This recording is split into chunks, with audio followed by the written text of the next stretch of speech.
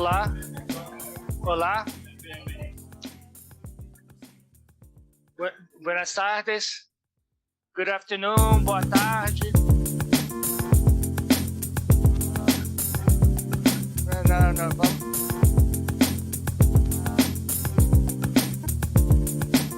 Nunca pensei nisso, pero...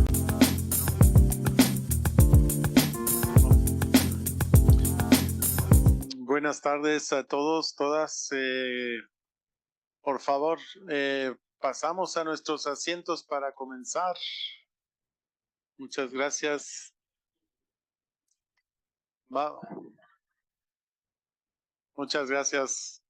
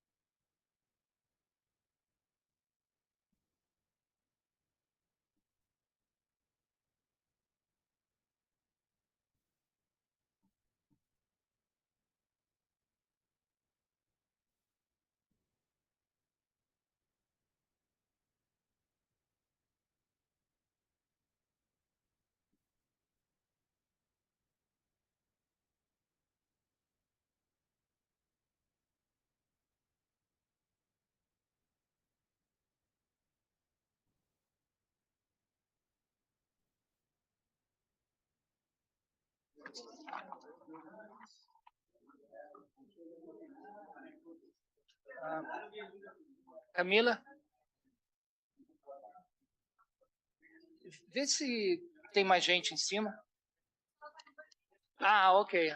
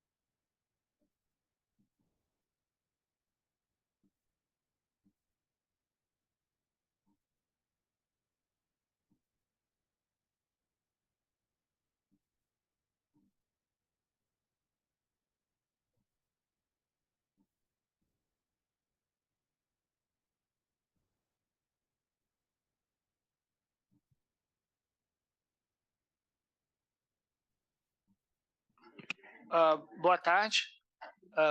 Good afternoon. Bem, vamos pensar essa sessão da tarde. We're going to begin this afternoon's session. Sessão está The sendo first transmitida por YouTube. thing I'd like to mention is that we are live on YouTube on ECLAC's account. So hello to all who are watching us on YouTube from the entire region, Latin America and the Caribbean, as well as other regions. I'd like to mention that we have simultaneous interpreting available for the YouTube users. You can choose the language. E nesse momento daremos início à sessão We especial would now like to begin with the special los session desculpe aí recentes do Observatório Parlamentar da Plataforma on the Parliamentary Observatory for Climate Change and Just Transition, the OPCC platform that we are building together with the Santa Cruz Library and ECLAC's Web Services Unit. Before I offer the floor to Walter Scheller, Chief of the Hernan Santa Cruz Library, I'd like to stress the importance of e também what Senator Wagner's presence, and also the representative of Bolivia that has participated actively from the beginning, making several contributions. So hopefully Cecilia is following us. para nos I apresentar would like to offer the floor now to Walter so he can share on the advances of the platform. Thank you, Carlos. Good afternoon. Special greeting to the representatives of the Open Society Foundation, to Parliament members of Parliament in Latin America and the Caribbean, colleagues from ECLAC, and all who are attending this event today. I'd like to thank the office of ECLAC in Brazil, Carlos, Camila, and the Open Society Foundations for trusting in ECLAC's team to build the OPCC web platform.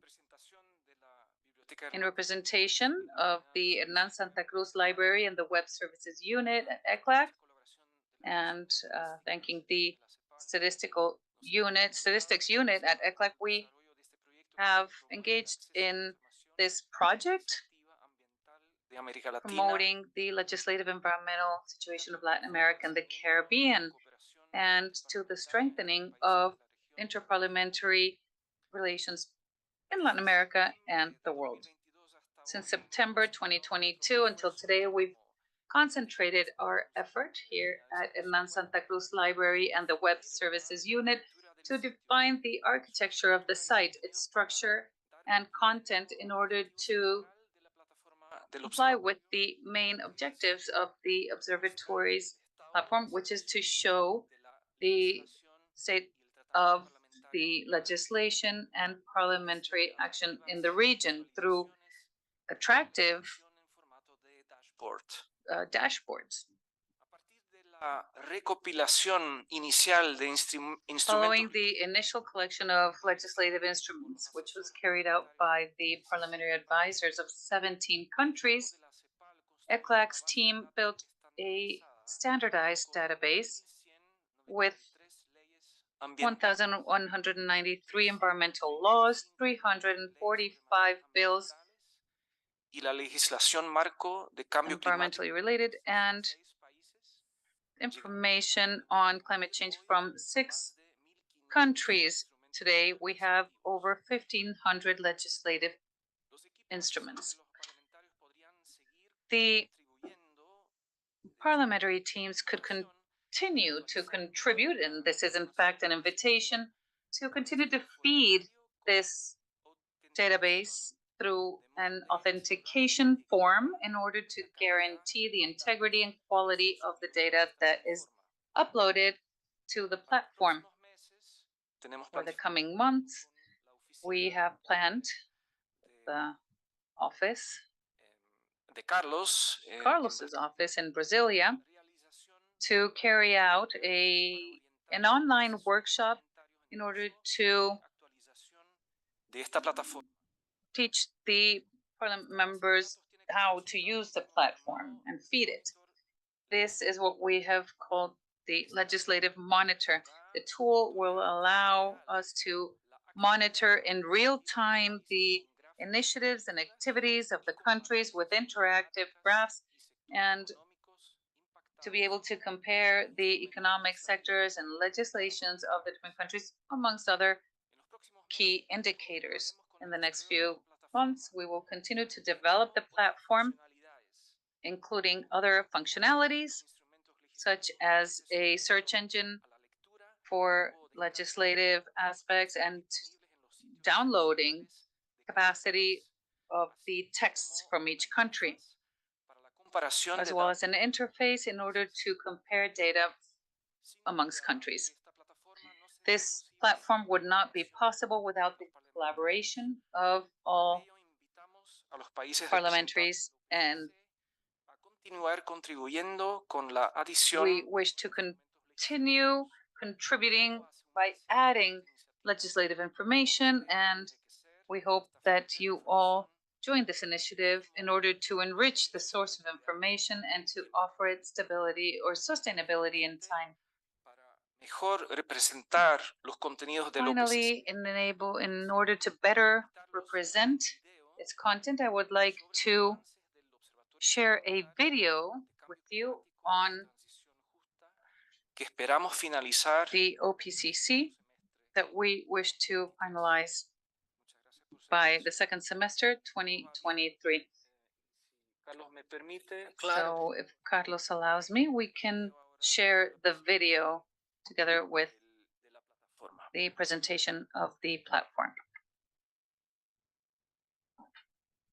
El Observatorio Parlamentario de Cambio Climático y Transición Justa, OPCC, es una iniciativa realizada conjuntamente por líderes parlamentarios de diversos países de The América Latina. interpreters regret to inform that they are not receiving sound from the main room. Sobre el estado de situación de la legislación y el tratamiento parlamentario ambiental. Interpretation will resume as soon as the sound returns. El observatorio, en proceso de desarrollo, espera contribuir al fortalecimiento de la cooperación interparlamentaria para que los responsables de la formulación de políticas puedan revisar y aprobar la legislación pertinente a la transición justa a economías sostenibles y bajas en carbono. Asimismo, la plataforma OPCC, disponible en español, inglés y portugués, pretende promover el intercambio de experiencias y propuestas legislativas, el seguimiento y análisis de discusiones legislativas y a crear un espacio de diálogo político y social. En noviembre de 2021, en el marco de la 26ª Conferencia de las Partes en la Convención Marco de las Naciones Unidas sobre el Cambio Climático, COP26, 15 parlamentarios y parlamentarias de 12 países de la región, reunidos en Glasgow, firmaron una declaración conjunta que anunciaba la iniciativa de creación del OPCC. En noviembre de 2022, en el marco de la COP27 realizada en Egipto, parlamentarios y parlamentarias de la región firman una segunda declaración conjunta que comunica, entre otras iniciativas, el comienzo del proceso de desarrollo de la plataforma del observatorio, la cual será lanzada en el transcurso del segundo semestre de 2023.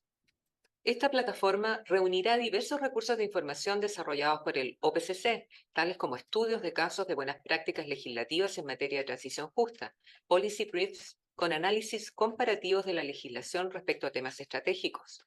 El principal recurso de información del OPCC radica en el desarrollo de un monitor legislativo, que incluirá visualizaciones innovadoras sobre la actividad legislativa de los países, presentando indicadores claves, gráficos interactivos, paneles de acción y datos integrados y comparables a partir de una base de datos construida con la participación activa y protagónica de los representantes parlamentarios partícipes del OPCC y sus equipos asesores, quienes contribuyen con la provisión de información legislativa actualizada de sus países.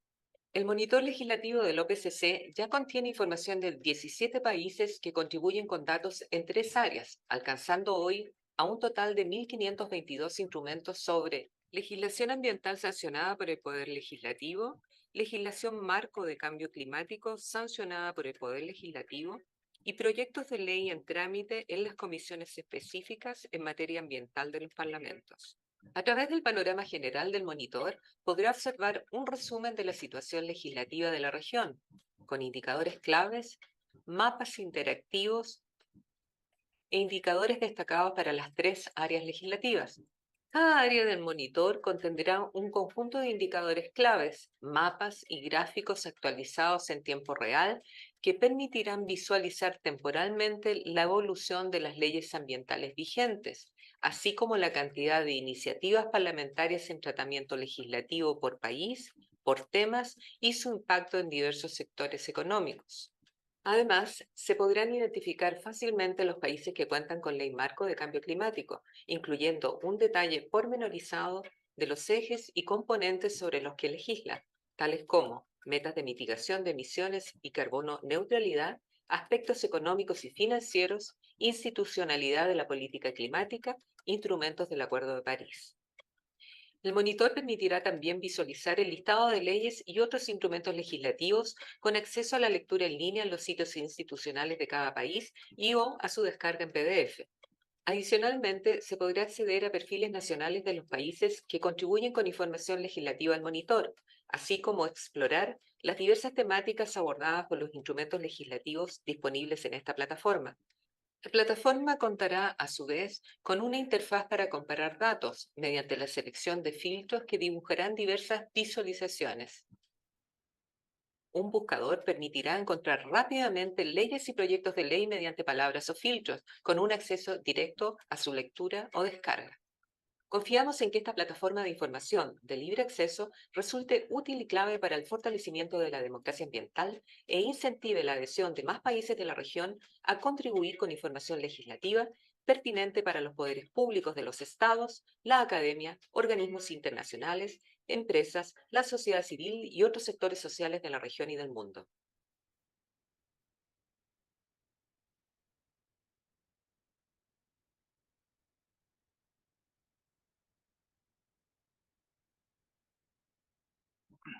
Voter, I will now ask the questions. When will that be ready? La idea es tenerlo listo. The idea is to have it ready by the end of August. No sé si algún colega, algún parlamentar quiera Would hacer alguna anyone like to ask a question on the platform? Ojalá en septiembre. So hopefully by September, we will all be online. Primero. Entonces, ven, con eso ahora And voy a so now, I will also provide a very quick update on the OPCC and see some themes discusiones hoy en la tarde, ¿eh? for the future and what we will be talking about this afternoon. We have the briefs, presentation by Gladys, and then we have our friend from Port of Spain, Diane Corliss, who will be speaking to us about the OPCC's next steps. So maybe if we could have my PowerPoint up on the screen, please. I will be very brief because some of these things were already mentioned. The idea is to see the main activities and the strategy for 2023-2024. Next, please.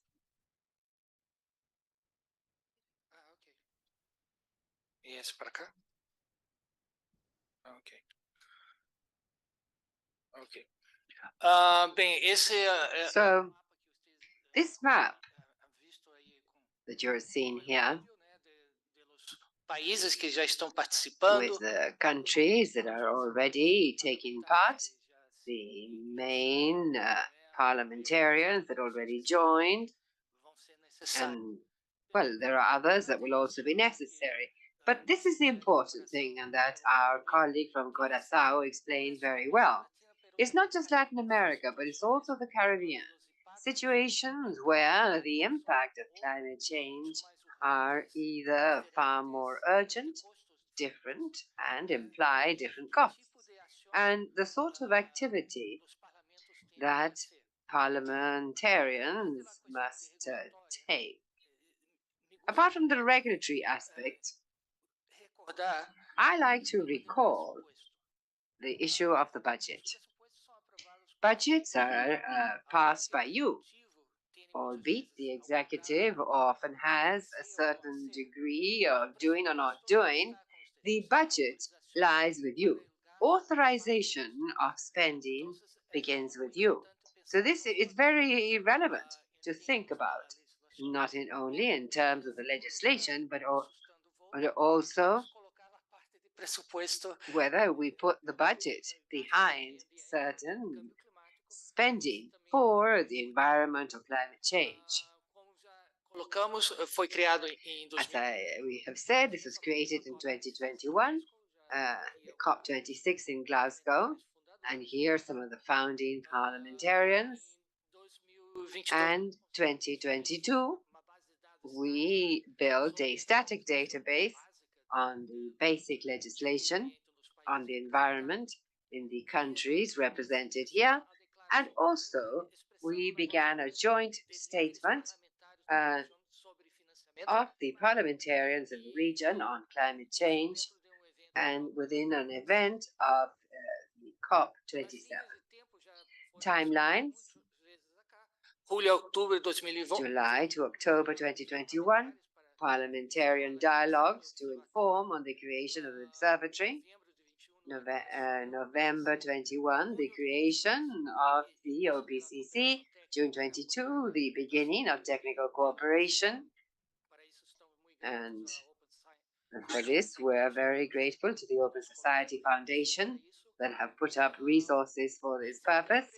And September 22, that is when we began to design and see what we would like to do with the platform and with what technology.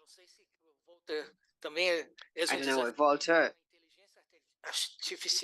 could we have AI on climate change? Or I don't know. But it's something that must be very useful to the deputies.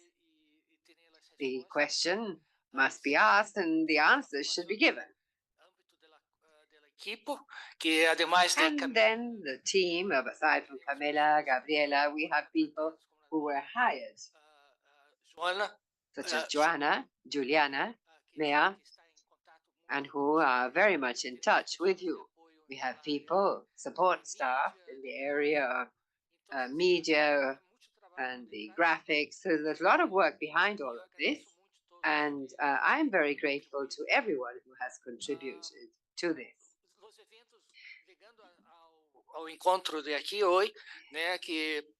Running up to this event,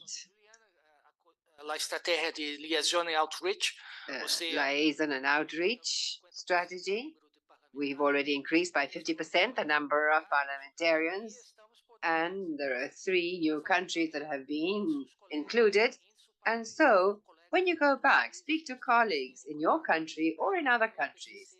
Speak about the OPCC, that we're here ready to help out and include them here, all with regard to commitment to climate change. So this is, as its name says, is a parliamentary observatory. This is a mechanism of the parliaments, and of course, parliaments have different parties, views, and so on. But we are trying to include the parliaments as a whole. As Walter explained, we have a database on legislative data. We're working a lot with the offices in Port of Spain and our colleagues in the Caribbean to include the Caribbean legislation. And also, another thing that we can share is the advisory services. It has to do with the development and implementation of an OPCC communication strategy. A lot has been said here in terms of making public policy public. That is, the relevance of these initiatives, the issues related to climate change, and what can be done. So we will have the platform, and we will have liaison and outreach activities. So now here, this is the first summit. We have 15 parliamentarians from 12 countries attending. We're going to read the joint statement of the summit, and we will be presented by, or rather, we will be addressed by Senator Gladys Gonzalez on the first legislative bulletin. And here we have the model of the OPCC platform, a dynamic website, live. And there, please put up your comments and remarks by you, your team, how maybe we could have a space for opinion and how to hold debates. We're going to explore what would be possible within a platform such as this. So well done by Walter and his team for this purpose. And also we have the legislative monitor with a dynamic database, yes, but we will try to accompany the most urgent themes within the realm of climate change, either basic legislation, sectoral legislation, and also sectoral activities. For example, resilient infrastructure, sustainable business. So themes that may be of interest and for activities or actions. And what is the outlook up to July 2024 for the OPCC? So we've now held the summit in April, August, September. We will have here Walter with his launch of the platform. And then we have here the first exercise of the sub-region. The idea is the Day of Amazonia for members of parliament. And as was already said, this is determined by the territory.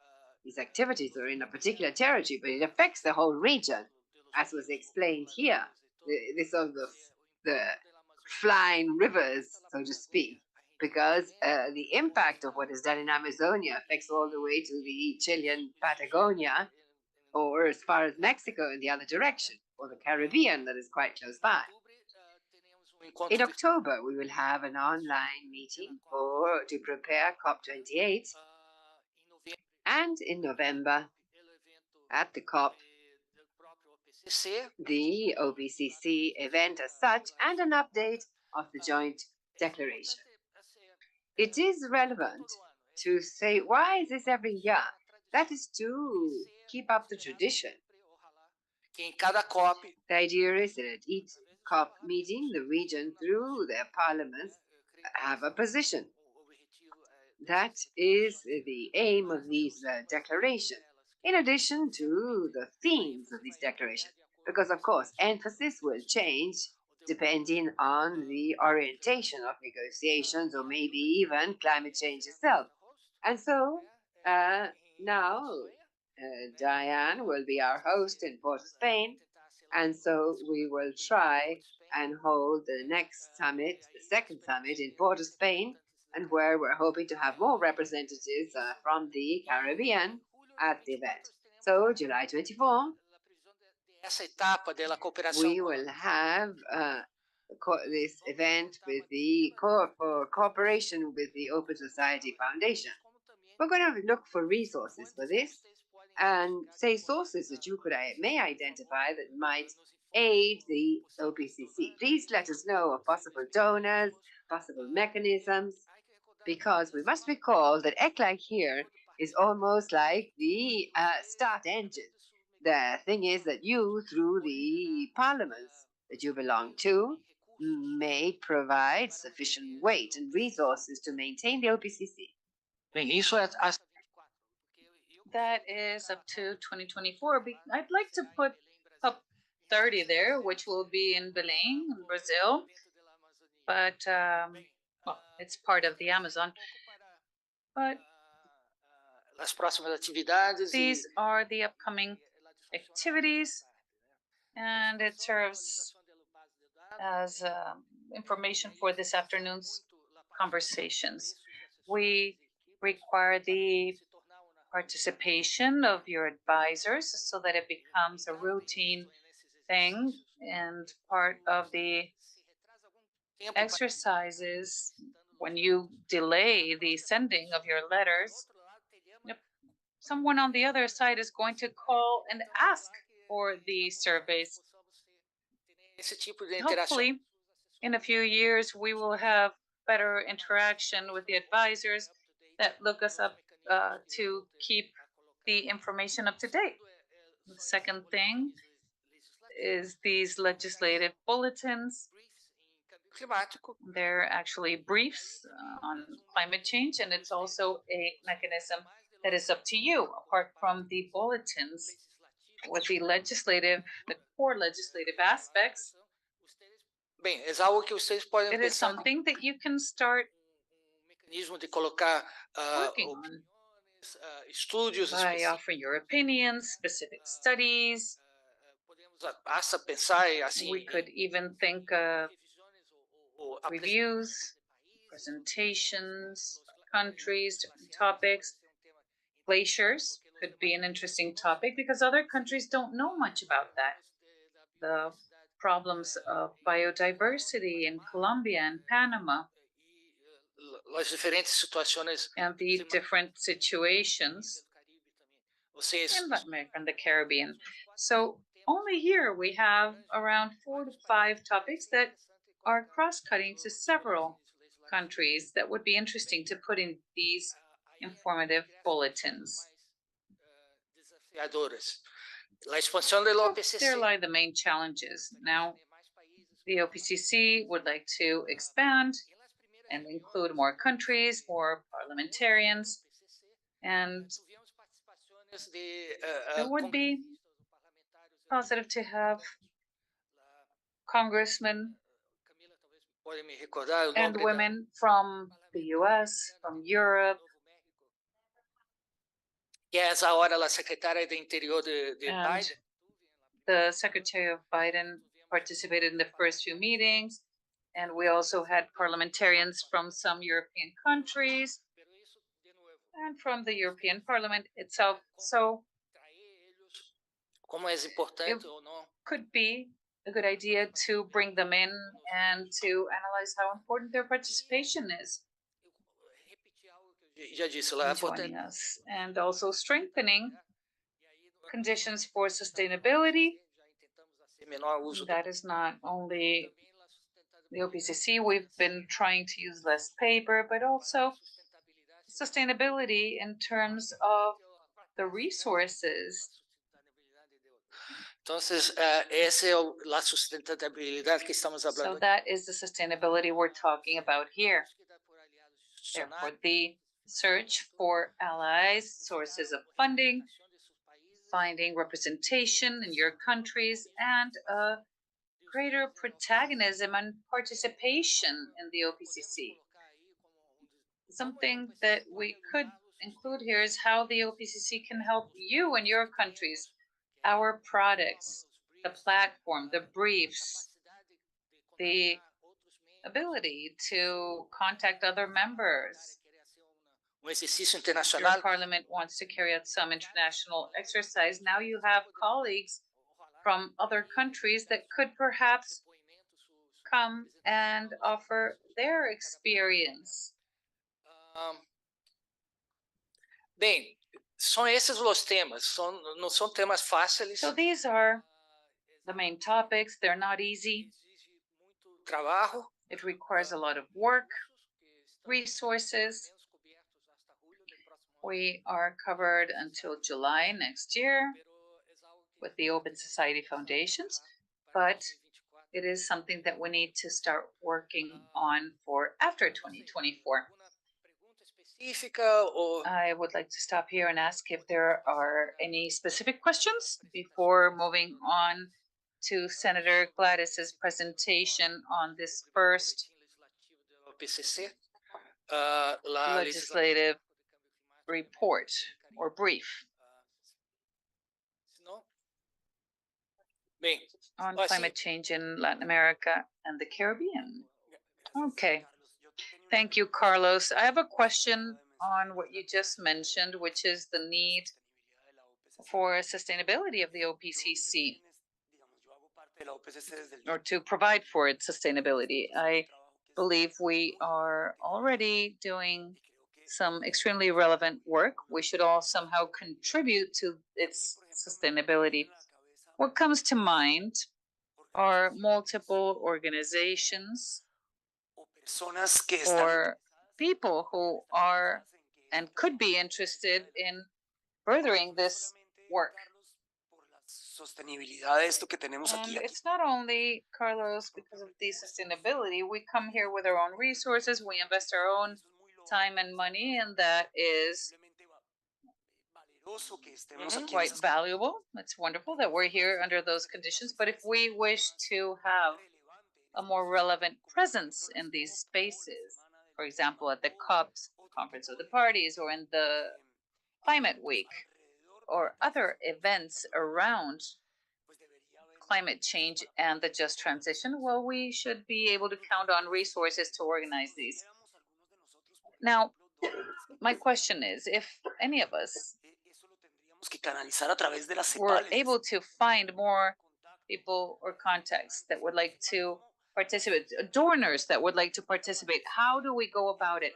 If we find the donors, who do we contact in order to make this happen? Well, at this moment, ECLAC is acting as the OPCC secretariat, so we're using the Open Society Foundation resources, and we're taking note of my, Camila, and Diane's work. Voted, we have used their time, so there is a contribution by ECLAC, but we are not the owners of the OPCC. So if the OPCC believes it can create its own secretariat, somos el motor de partido. ECLAC Estaríamos is happy to leave it to you. I mean, we will be there as long as you need us. Well, we can stay on forever, but given the fact that we already have a working mechanism with the OPCC secretariat, the donors should speak to us, and of course, we would always consult with you what the conditions are. No work plan with a donor will be done without presenting it to you.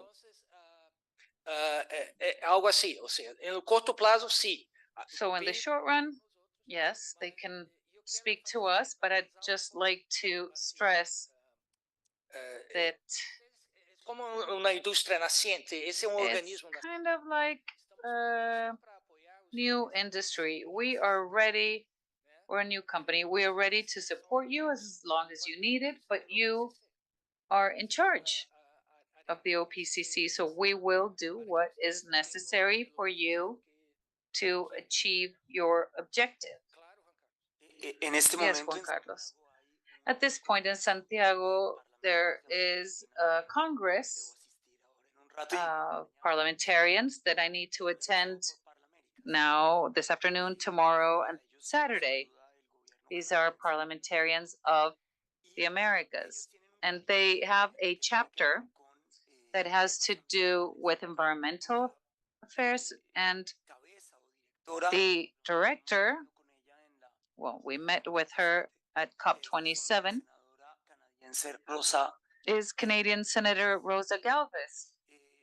Rosa estuvo recientemente en Bogotá. Rosa was in Bogota recently. She met me in my office.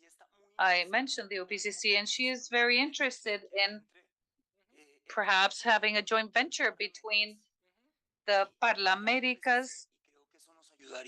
environmental chapter and the OPCC. And that would help one of our objectives, which is to grow the number of countries that are part of the OPCC, because they've been active for a longer time, but they don't have what we do have here, which is the secretariat here at ECLAC, I mean, it's invaluable. Why would we want to leave you or let you go?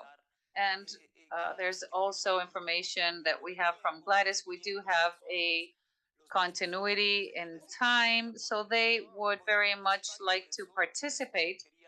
And this is why I wanted to make the invitation to, if possible, there's a series of organizers of Parliamentarias that are here in Santiago, perhaps tomorrow or Saturday, and some are staying until next week. Perhaps we could hold a meeting between some of us, some of them, and ECLAC to see how we can work together. Well, there's a secret. Canada is here. You can see the flag. France is there. Germany is there. Korea is there. Even Turkey. So these are all member states that could perhaps find a way to participate. We also have the UN, but ECLAC has this characteristic of maintaining these bonds with the countries of the North relationship, and hopefully we can do something next week as well. We have the forum, the Sustainable Development Forum next week, and perhaps with a virtual meeting after the meetings. But Camilo, Diane, Bolted, myself, we're all always open to speaking to new donors, especially from our countries. So yes, that's great. We have significant variety of countries to count on and speak to. Also Germany.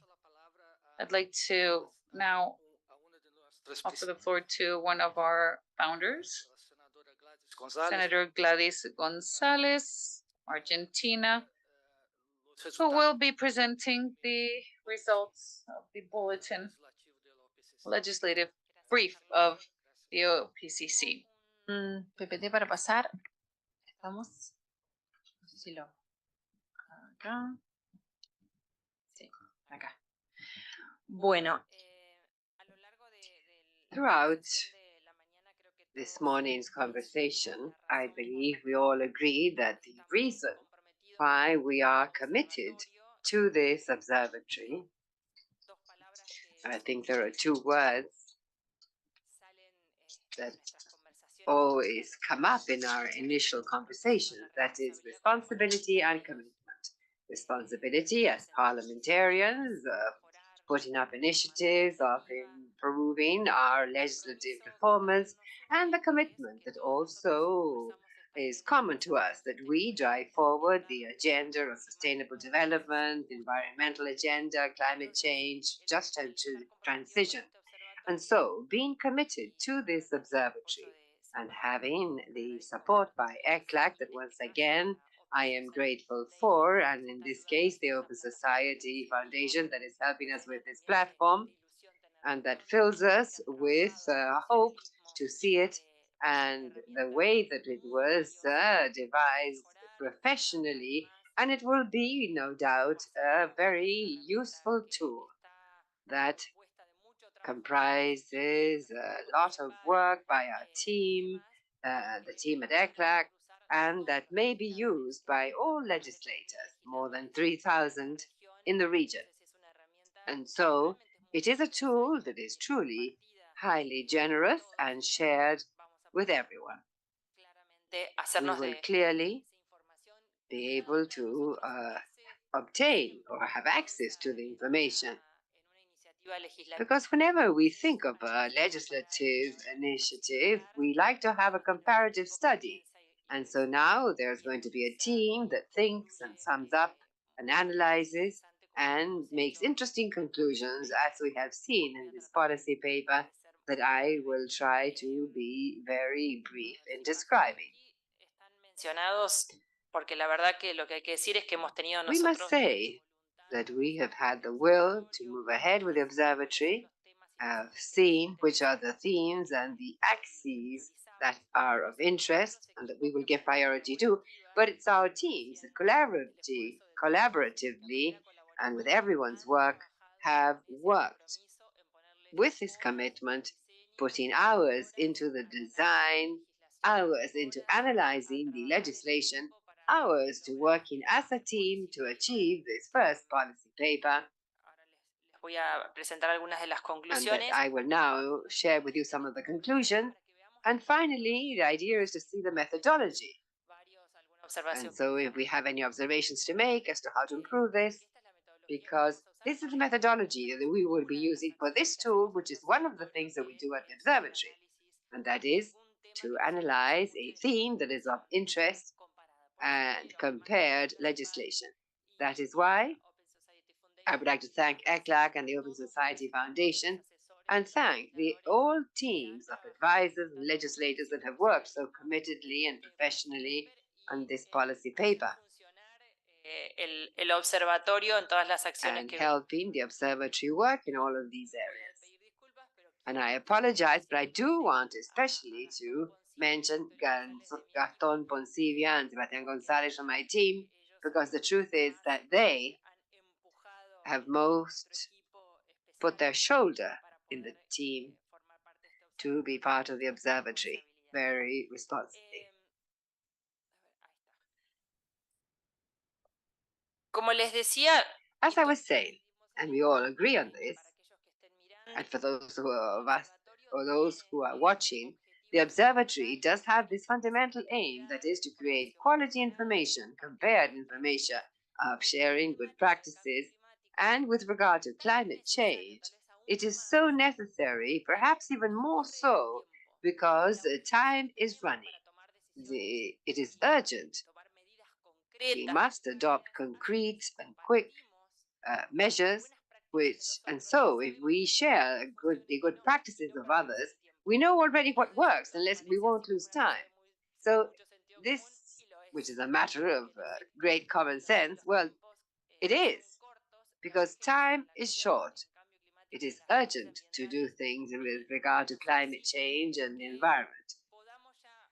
And that in turn requires that we, with the co-creation of certain solutions, because we all put our heads into thinking about the same issue, copying, but always improving based on a baseline, which is not zero, but is thanks to the path already traveled by others, and that will help us to move ahead with these themes in each one of our countries.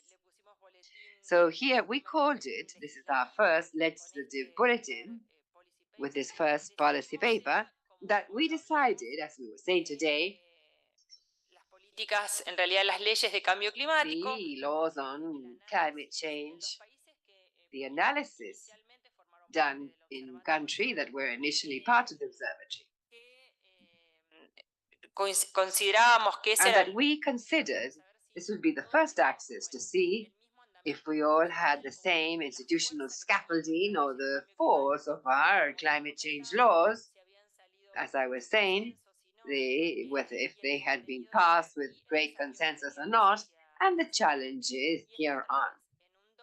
And once again, the aim was dual. First of all, for those who are part of and already have laws, en esta those materia, who are more advanced in these themes, but also to ensure that others who do not yet have laws may say, look, I want to have a law. All these guys have already traveled a good deal.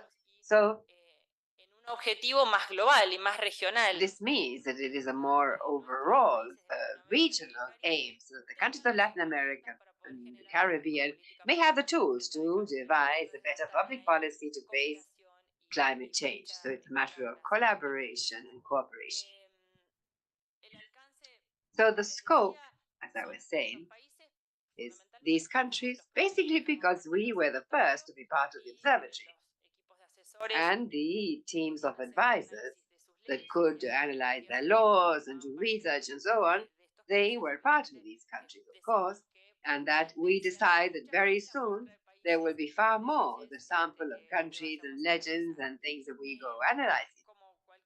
Policy paper, pero Like in any policy paper, just to mention it in passing, of course, there is an introduction where we have a contextual framework of the region and with regard to climate, social, and situations, a comparative analysis based on the laws and conclusions. Now, the contextual framework that we agreed on, of course, has to do with what is happening in the region, with certain matters that are common, such as the tremendous inequality that characterizes our Latin American region, how we suffer in a differentiated manner the climate risks in comparison to other regions, and what this has implied for our economies, our people, the effect of drought and flood, hurricanes, the heat waves, and of these extreme weather conditions for our most vulnerable sectors, for our economies. And in recent time, within an international context that is also complex, European geopolitics, and also certain domestic policy situations that lead to misalignment. All of this is a context which has made it necessary to, based on what we're building, that these solutions be truly comprehensive, and so everything that we think of entails the social variable, the environmental variable, the climate variable, and will help us to see what to do locally to achieve sustainable development in the country or our countries, in fact, and that balance be done justly with that transition that we have also called the observatory that way. Now, obviously, each national case was studied, and the teams for this took the example of European legislation that in general does have some standards in the north regarding the global climate agenda, and a series of indicators were put together with components, with thematic axes, and within the framework of the research, we wanted to see whether these indicators were or not in each already included under the legislation in each country to be able to do a comparative analysis. The countries that we mentioned here, with the exception of Bolivia and Uruguay, do have laws on climate change. Now, of course, this is the analysis as to whether there is or not legislation, not whether there is a climate policy. Now, this analysis has to do with seeing what countries have moved ahead in terms of nationalizing or internationalizing some of the policies that in many cases what we see is that since they're not focused in an integral plan, the efforts are spread out and resources as well. Now, the conclusion. Some we've mentioned before, our region, the truth is that it did make headway with these laws one by one. And that has meant that we have an agenda, although everyone knows we need more political commitment, leadership, and as we said this morning, a matter of public agenda. That's a matter of interest to the people. It must be understood, and so we need to teach a lot and work a lot on awareness building to inform our leaders and do this very smartly. And this is, it's important that it is not a cross-cutting agenda, because it also happened with the gender agenda. We reach agreement among people that are of different political setbacks. And this allowed us to build consensus that, quite aside from the consensus within the political space, what this allows us, consensus with others, is to somehow have a long-term guarantee, because that is the greatest challenge that we have in public policy today, having state policies and all the efforts made. And when you're a government officer, this happens more. You say, all of this effort that I believe in, I'm so convinced, and that I am doing a very deep change, whether this will be continued by the next person in line or not, it is a tremendous frustration sometimes, or more than anything else, anxiety. Yes, but there must be awareness, inter-party awareness. There is certain guarantee that there is going to be a long term. This will be continued over time. So thinking of the observatory, this demands from everyone a certain responsibility standard that we should leave aside our provinces during the next elections, and if we do that, then we achieve the commitment of others. It's a sort of passing on the baton. So we should not be just here sitting down for the next period, out of conviction or by chance, but that rather that we should leave this meeting and all others that we may have the possibility of inviting others. And because especially if we're leaving, we must leave someone else to replace us. But the thing is for the observatory to be long term. And well, then afterwards, there is an important correlation because, for example, Brazil has a law from before the Paris Agreement. And so there is a correlation that as time passes, the laws of the country that is average. And so they go in adopting laws on climate change as time goes by, and they're always far more ambitious and better than the previous one. And so it is true to think that those who do not have laws on climate change in the country, that they will be using our experience for their laws to be even better, because this happens. It's like the maturity of the theme, that each day it is less difficult to talk about. Bueno, Well, algunas cosas que ya habíamos comentado, lo these pasé things we've already mentioned them, that in some countries, in some metrics, there are no activities. And activities, Colombia, Chile, they have already funds and they're already foreseen financing, and others that this is just an institutional target, and that is the challenge, finding the financing for public policy. Now, this is the timeline for each law for you to see which were before the agreement and which were late after the agreement. And then this very quickly, this is the analysis, because there are some of these things can be visualized and others we were already talking about. But you see, the professionalism that our teams have worked with, they've worked with variables, they've done a compared analysis. They've worked very, very well, and where I'm sure will be better day by day. And now we will see which are the themes put forward to continue. And to conclude, I would like to say that many themes have come up, because the truth is that the agenda is so cross-cutting and the challenges today are so many. We've not really been able to put down the agendas on good practices by each one. And so we're already discussing some, but we would like to improve on others that we don't have as they are needed. And so we will have to make a decision as to which is the next policy paper that we're working on. And the one proposed was one on the use and change in the use of soil. This was put forward by several, and so that is the one that is, well, it's not that it's unmovable. If someone has another suggestion, we can consider it. But this is a very relevant topic, and if everyone agrees, our teams could begin working on this thing. Any suggestion? Well, Camila is here as usual, and she helps us out to pick up all our contributions.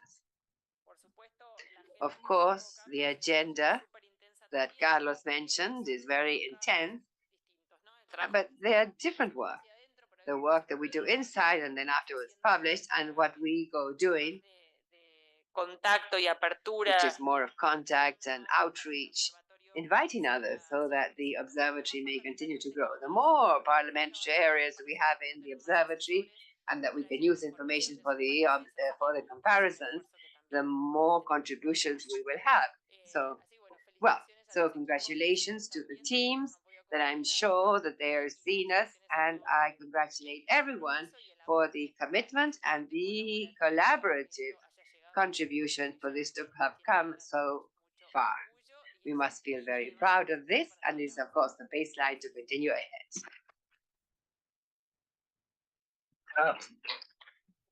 Graças, senadora. Há que recordar que esses boletins também. We need to remember that these briefings will be very useful for Parliament's dialogue with the other powers,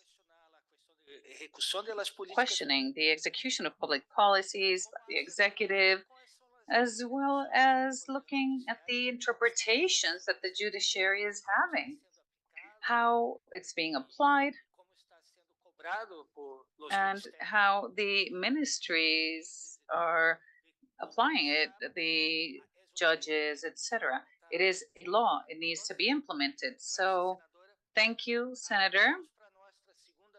We will now move on to our second roundtable, which is about the challenges and the next steps of the OPCC. Here we will have the moderation of my colleague Diane Corliss. Here at ECLAC, we have a logo, Caribbean First, or a motto, really. So we can't really do the roundtable, the first roundtable, but it's the second one. So I would like to publicly offer thanks to Diane and her colleagues in Port of Spain, because without the Caribbean, we would not have a correct vision of what climate change is. I believe the Caribbean, unfortunately, has been a victim of these changes, and we see how important it is to work on mitigation strategies and adaptation for the Caribbean islands. I'd like to offer the floor then to Diane, and I'd like to remind our attendees on YouTube that you may follow the roundtable in English, Spanish, and Portuguese. And thank you very much for stick with their help with YouTube.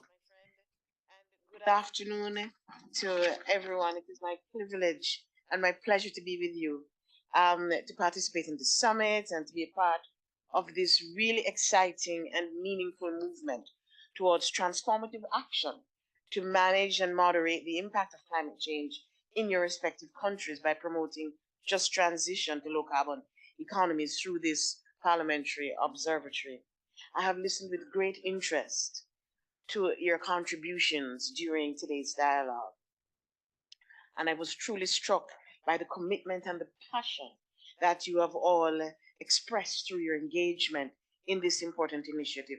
There can be no more vital a mission for you as leaders, as legislators, and decision makers in protecting the future of our land, our environment, our livelihoods, our people.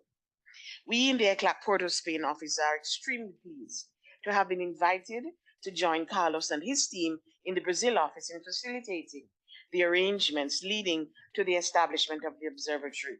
They have been working closely with my own colleague, Janatos, to ensure that the Caribbean is fully involved in this process. And it has been a wonderful and productive partnership so far. So thank you very much, Carlos. Allow me to convey a very special welcome to the representatives of Curacao and the British Virgin Islands who are with us today. It is important that the Caribbean first, be represented in this forum for the reasons already expressed by the representatives in discussion today. The highly vulnerable small island developing states of the Caribbean are the canaries in the coal mine. We are the ones first and most significantly affected by climate change. Our subregion faces existential crisis where the impact of climate change is concerned. Two Caribbean members, Montserrat and Turks and Caicos, were not able to join us today, but I want to acknowledge their commitment to this important initiative. We will be working alongside our colleagues in Brazil to ensure even wider participation of the Caribbean in the observatory. And you here have the distinction of being the trailblazers. I'm also very pleased to see how closely our subregion has engaged with the members of parliaments from the Central and South American regions. This collaboration is essential for building durable partnerships for a concerted, coordinated regional response to the impacts of climate change. This parliamentary observatory represents a timely and urgent call to action You have heard from Wouter and now Carlos some of the practical activities being planned and implemented to support the legislative data platform, which is integral to holding our governments and our people accountable to the commitment to create low carbon economies. It is a responsibility that must be shared with all stakeholders at national and regional levels. This legislative database represents a measure of how far we have come in taking action to mitigate and to adapt to climate change. And it is also a critical reference point of how far we still have to go towards protecting our environment by systematically implementing policies and regulations that stimulate efforts that lead to carbon neutrality. With the financial support of the Open Society Foundations, we have been able to engage a consultant to assist us in collecting and reviewing legislative data from 9 Caribbean countries, including legislation on the 4 representatives in OPCC so far. And these will be incorporated in the data platform. So I'm really delighted to acknowledge that Caribbean environmental and climate change legislation represents today a significant share of the OPCC database. So this second roundtable is intended to give members of parliament here an opportunity to share final remarks and to reflect on next steps for OPC in the region. As you know, we have very busy, exciting months ahead of us. You've heard much of this from Carlos, and of course, we in Port of Spain are looking forward to welcoming you to Trinidad and Tobago in 2024. Many activities ahead of us. So the question that we pose to all of you, what should be the next steps for OPCC? And I think we've got some ideas from what Senator Gladys has indicated, from questions that have been raised, from contributions throughout the discussion today. You have little nuggets that are things that we could actually focus on. But in order to really shape a structured plan of action for the road ahead, this is an opportunity for us to hear from you. As a voluntary and shared initiative that belongs to you, the members of parliaments of Latin America and the Caribbean, it is vital that we plan together for the sustainability of OPCC in the long term, ensuring that it stays current and relevant to the needs of the region. So we're eager to hear from you, to get your perspectives and your recommendations for the future of OPCC, and any other remarks that you want to share with your colleagues at this roundtable session. So the floor is open. As usual, I give first the floor to the OPCC founders and chairs for 5 minutes. And I think I should get that little card so that I can keep you all on. Thank you. So without further ado, I would like to offer the floor to Senator Gladys Gonzalez, our esteemed OPCC founder, for views with the OPCC going forward. Let's hear it. Si me permiten, yo pasaría, porque algo ya dije de lo que estábamos planteando en las otras reuniones, y preferiría si podemos escuchar a nuestros compañeros.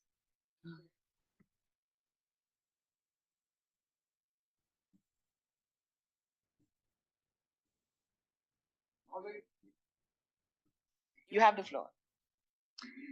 Thank you. Sí, digamos, yo le tengo mucha fe a que el observatorio pueda convertirse en un interlocutor internacional. Yo creo que the observatory can become an international si se quiere la autoridad moral, authority. If we need the moral authority to make demands to the global north, we need to see about that. I believe there is a political environment in Latin America where we have América, y creo que también en el Caribe y en México, de que este tiene que ser un tema central. An idea that this needs to be a core subject. Los presidentes de la República, puesto que este es un tema ineludible. And it is a subject that we need to address. There are many governors that on the planet that live in denial and with different priorities in the agendas. En las agendas de todos los países. And it's present in all countries. OPCC should have the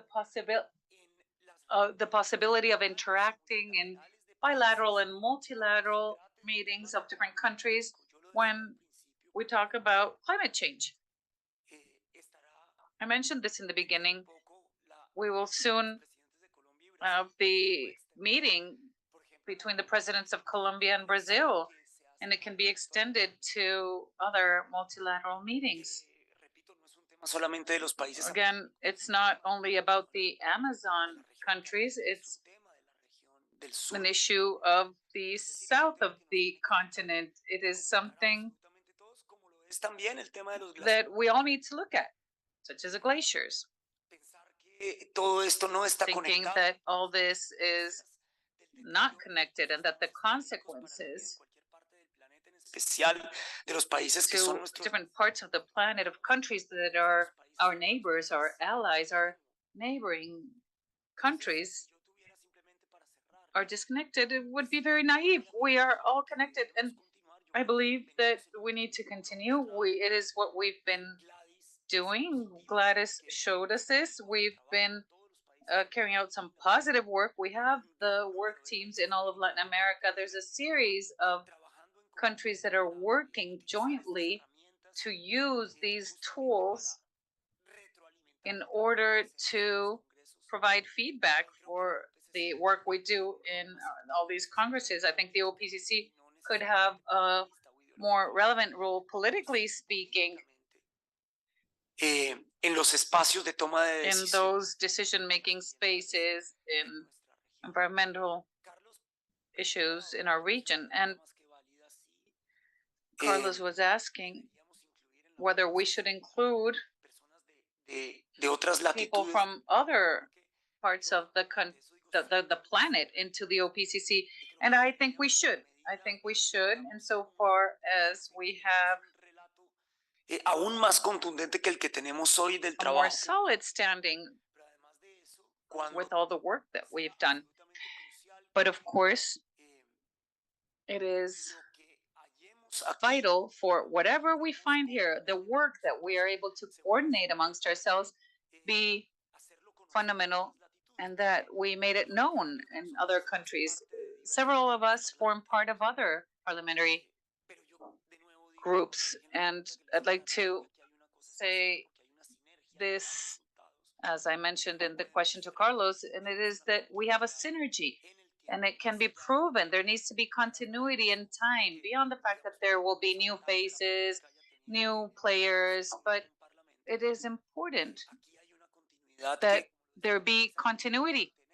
As Gladys said, we need to hand over the baton and guarantee continuity with other fellow parliamentarians. That would be my initial mission. This is how I imagine the OPCC moving forward.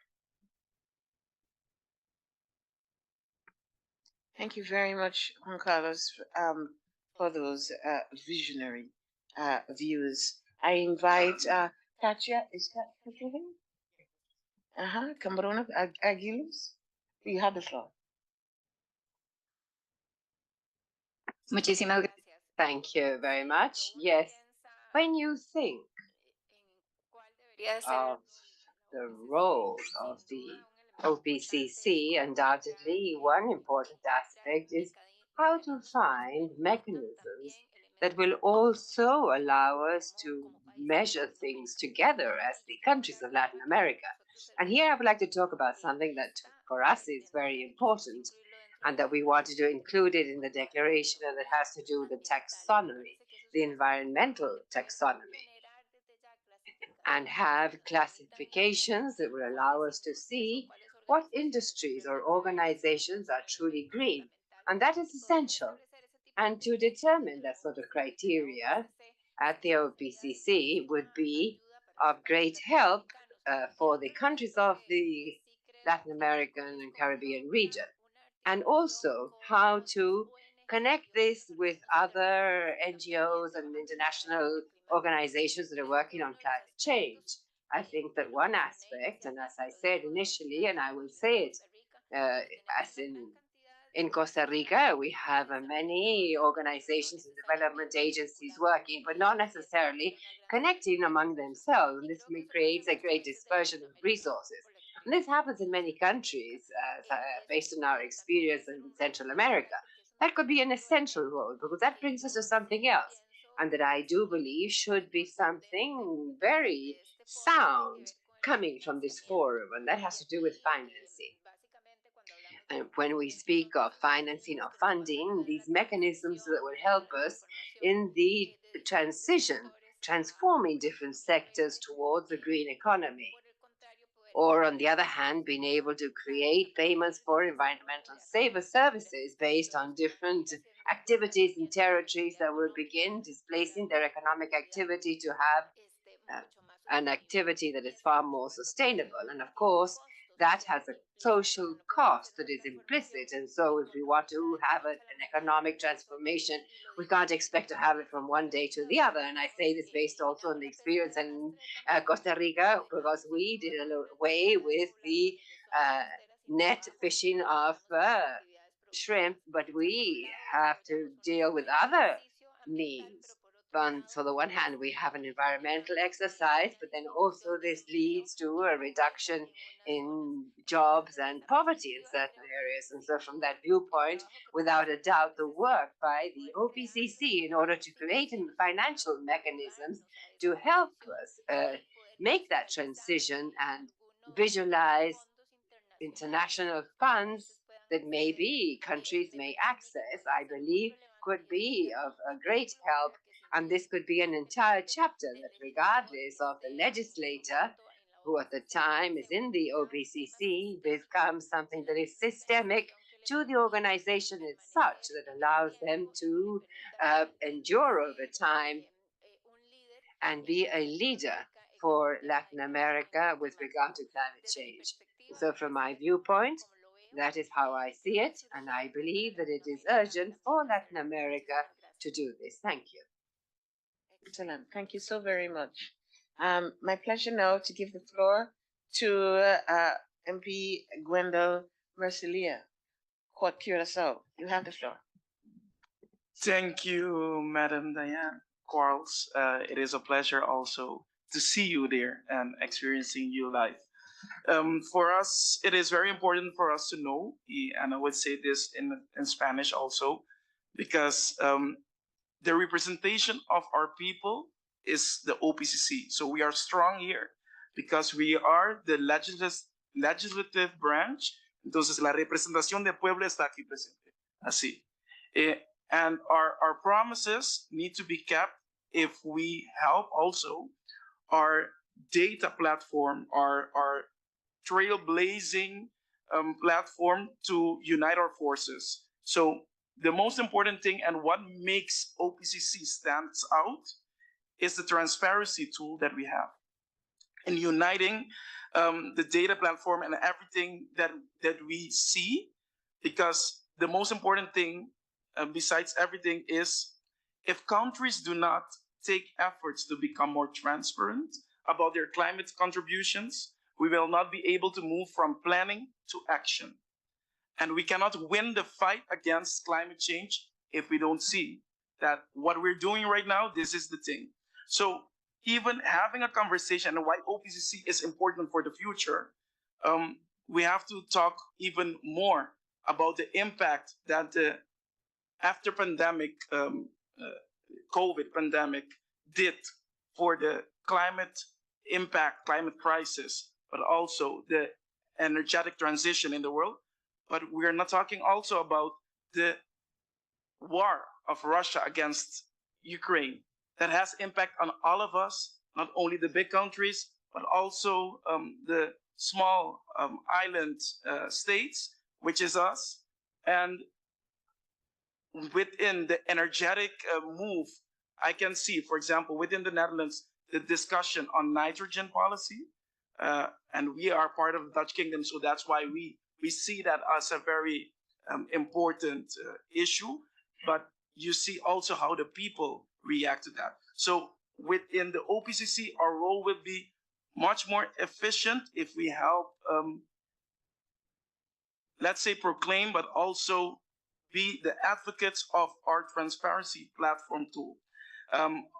The other thing that can makes us differ and makes us even more uniting for all other platforms consisting climate change and just transitioning is that we can create more of the opportunities in bringing ideas for the blue and green economy within the world. And not only by bringing our legislations for, like I said within my first intervention, for digital innovation, but fintech on climate action strategies. We must not forget that because it is very important. And another thing that I think we should consider, and I heard our colleague here from Colombia telling about Parliamericas, what we said about Parlatino. We cannot forget CARICOM, the OECS, and I think that would be helping us because every joint statement we make and that we have been making since the inception of the OPCC will be even more active within our actions if we spread them through these organizations. And the United Nations is a good example of that. And the CEPAL, ECLAC knows all these contacts. But besides it, the force of the representative of the people that represent their communities, like the members of parliaments that we have together, must be acknowledged. And that is our force with our joint statements. And another thing that might be very interesting, because I mentioned within the first intervention also some joke about the Kardashians, but it would be good if we see that we have to create some, because we are talking about, this is a political discussion and we have to make it more public. So if we want to make it more public, we have to bring some public ambassadors for the OPCC and let them give presentations, even if it's virtual, to us, how they see what we are doing impact their life. Also, that the creation of laws, how can they make good use of the impact that they're doing, and how transparent our information and approachable is for them as well.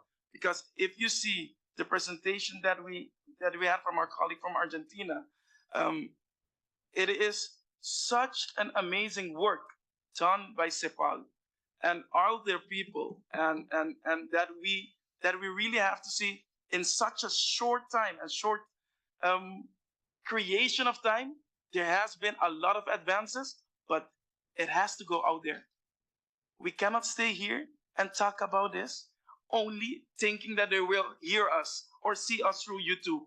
We have to make it more visible, create more ambassadors, create more champions that are part, like we are, environmental champions within our functions, but we have to make it more viable and put the action on what we're doing. So that is my contribution for this part. Thank you very much, madam.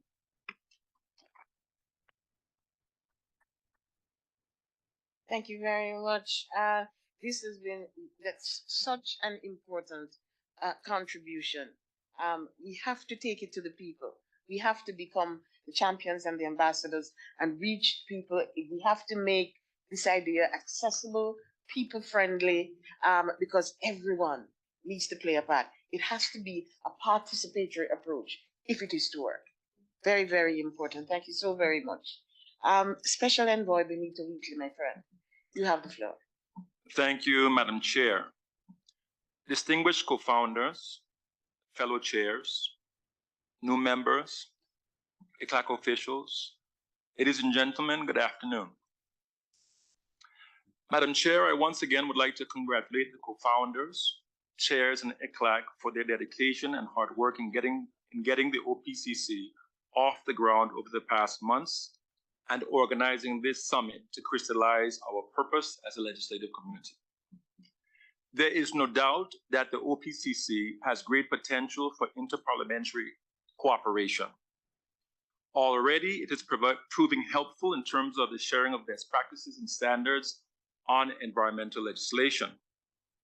While the job of parliaments is to pass laws, it does not mean that we should not engage in cooperation between legislatures in our region. We are engaging in international and parliamentary cooperation, which is a positive development for our region, which needs to work much closer together.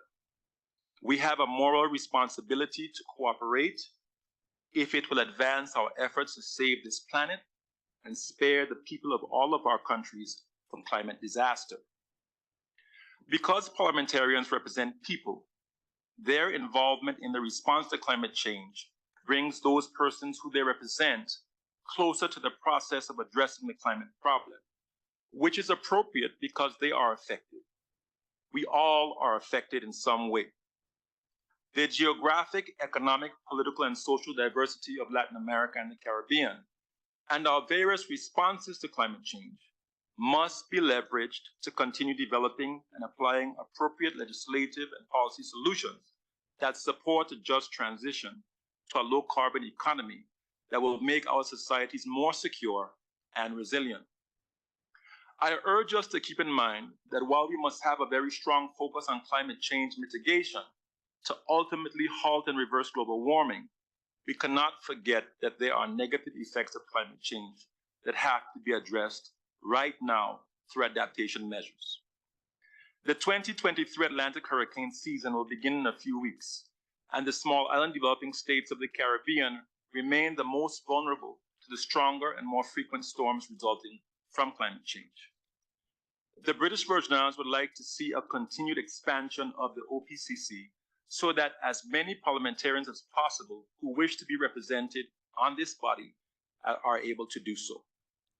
As one of the Caribbean SIDS, the British Virgin Islands is very keen on the participation of more parliamentarians from the Caribbean. This will require further outreach and engagement with our colleagues in the sub-region. The British Virgin Islands is fully prepared to support such an effort, given our strategic position in the Organization of Eastern Caribbean States, the Caribbean Community, and the Association of Caribbean States. We would be more than happy to work with Mrs. Diane Corliss and her team at ECLAC Sub-Regional Headquarters for the Caribbean in Port of Spain in the lead up to next year's OPC Summit in Trinidad to get our colleagues on board. We propose a special engagement with Caribbean parliamentarians to brief them on the OPCC and what we are trying to achieve as a legislative community, and then extend an invitation to them to join. Permit me to make two specific points about the value of the OPCC, especially to Caribbean parliamentarians whose parliaments and wider political systems are based on the Westminster model of government. First, Caribbean SIDS carbon emissions are negligible in the global scheme of things. Yet we are experiencing the immediate and worst negative effects of climate change due to our vulnerability. I have already mentioned stronger and more frequent hurricanes. We are also rapidly losing coastline due to sea level rise. As parliamentarians from small Caribbean jurisdictions, it is extremely important that we participate in forums where there is solidarity and which give us a stronger voice in bringing attention to the negative impacts of climate change, the need for concessional financing to finance mitigation measures, the responsibility of the major polluters to assist us where support is needed, and the sharing of best practices to achieve a just transition. The second point is that in the Commonwealth Caribbean, there is not a clear-cut separation of powers between the executive and legislative branches of government. The cabinet of ministers is generally comprised of sitting parliamentarians from the majority party. Oftentimes, the parliamentary lead on climate change is the minister responsible for environment or the prime minister or premier as head of government. This is an important point because it means that there is the ability for a government to advance their climate change agenda via their parliamentary majority, which can be seen as a mandate to the government by the electorate. So while SIDS have a high degree of climate vulnerability, their size allows solutions to be implemented quickly we can quickly see whether various climate solutions can work or if they need to be improved or discarded. Should they be found to be effective, then these climate solutions can be scaled up in larger jurisdictions. So it is very important that more Caribbean parliamentarians and parliaments are brought into the fold of the OPCC. Colleagues, it is also important that parliamentarians see for themselves the different environmental conditions across our region and the responses of governments, communities, and civil society to the negative effects of climate change. Toward this end, I highly recommend that we include in the functions of the OPCC the facilitation of climate familiarization visits between our parliamentarians, especially from different regions. In addition to seeing the conditions on the ground, the visits can also feature talks and engagement with local parliamentarians on their approach to climate problems facing their communities. This will deepen our understanding of the real impact of climate change in our region. This is the next step in us sharing best legislative practices and experiences. As I close, Madam Chair, let me just say that this is an opportune moment for Latin America and the Caribbean to work more closely together. There is an alignment of political and climate leadership across North America, Latin America, and the Caribbean. We should not waste it.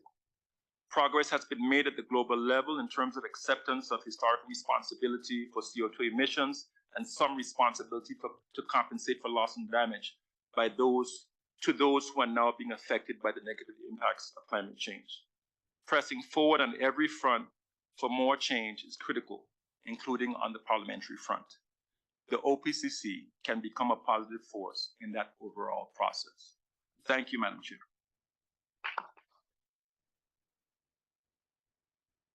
Thank you very much, Honorable Wheatley, for that very valuable contribution. And I hope you will share those remarks with us so that we can distill all of the wonderful nuggets and ideas that you have put forward. I think that there are many that we can follow up, and I'm particularly pleased and appreciative of the offer that you have made to give political leadership to the mobilization of more Caribbean parliamentarians to become members of OPCC. This would be an extremely valuable contribution in the lead up to the 2024 meeting that we will have in Trinidad and Tobago next year. The comments also on the power of parliamentarians in cabinets in the Caribbean is also an extremely important idea for us to pursue to ensure that we get that greater legislative strength applied to this. This is extremely important for the Caribbean. Thank you very much.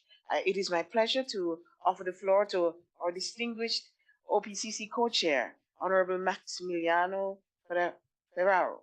You have the floor. Muchas gracias. Thank you. Muy buenas tardes a todos. Good afternoon to all. Volver a celebrar la importancia de esta primera cumbre. To celebrate the importance of this first summit, Por supuesto, aprovechar Parliamentary Summit on Climate Change and Just Transition in Latin America and the Caribbean, and having attendees on YouTube as well is an honor. I would like to mention the work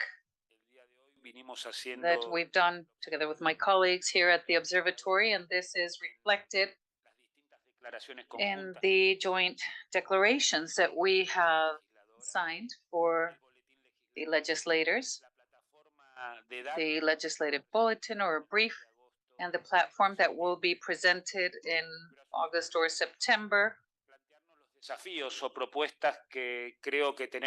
But we have a series of challenges ahead of us, and we agree. And I share that they have to do with looking at the possibility of presenting different legislators, and that this representation, the cross-cutting in each of our governments, because as Senator Gladys Gonzalez mentioned, many of these laws, or at least the experience in Argentina as well as in other countries, have been created in a cross-cutting fashion throughout different sectors of Parliament. And I agree that we need to move to the offensive in order to make the observatory's work known. And we need to focus on the future roadmap and to share it with civil society organizations and many other people and groups that empathize with the proposal or agenda that we are working on and defending in these observatories and meetings. Having said this, as a region, we must try to strengthen these agreements and consensus because it's something that is being presented to us, and it happens in our countries. It's this lack of economic care and care for the environment. And I believe it's something that each of us must do to recognize and value the contributions of our ecosystem for environmental resilience, identifying the challenges and opportunities in each of us in order to attain this change of paradigm that we're defending, and the role that each of us has in each of our countries is about articulating and defending this significant and interesting space that has had to do with the previous work of our founding colleagues. As we mentioned in the first meeting that we had in the morning, it's been about promoting alternatives for this energy transition, moving towards a green economy, and of course with the implementation of green economies in each of our countries. We also need to work to find dialogue between the members of the observatory within the framework of the regional integration processes that we have in each of our countries. These mechanisms used for measurement and the reduction of the impact of our productive activities. We have to say this, if we don't address them on time, it may lead to greater barriers, tariff barriers in our countries.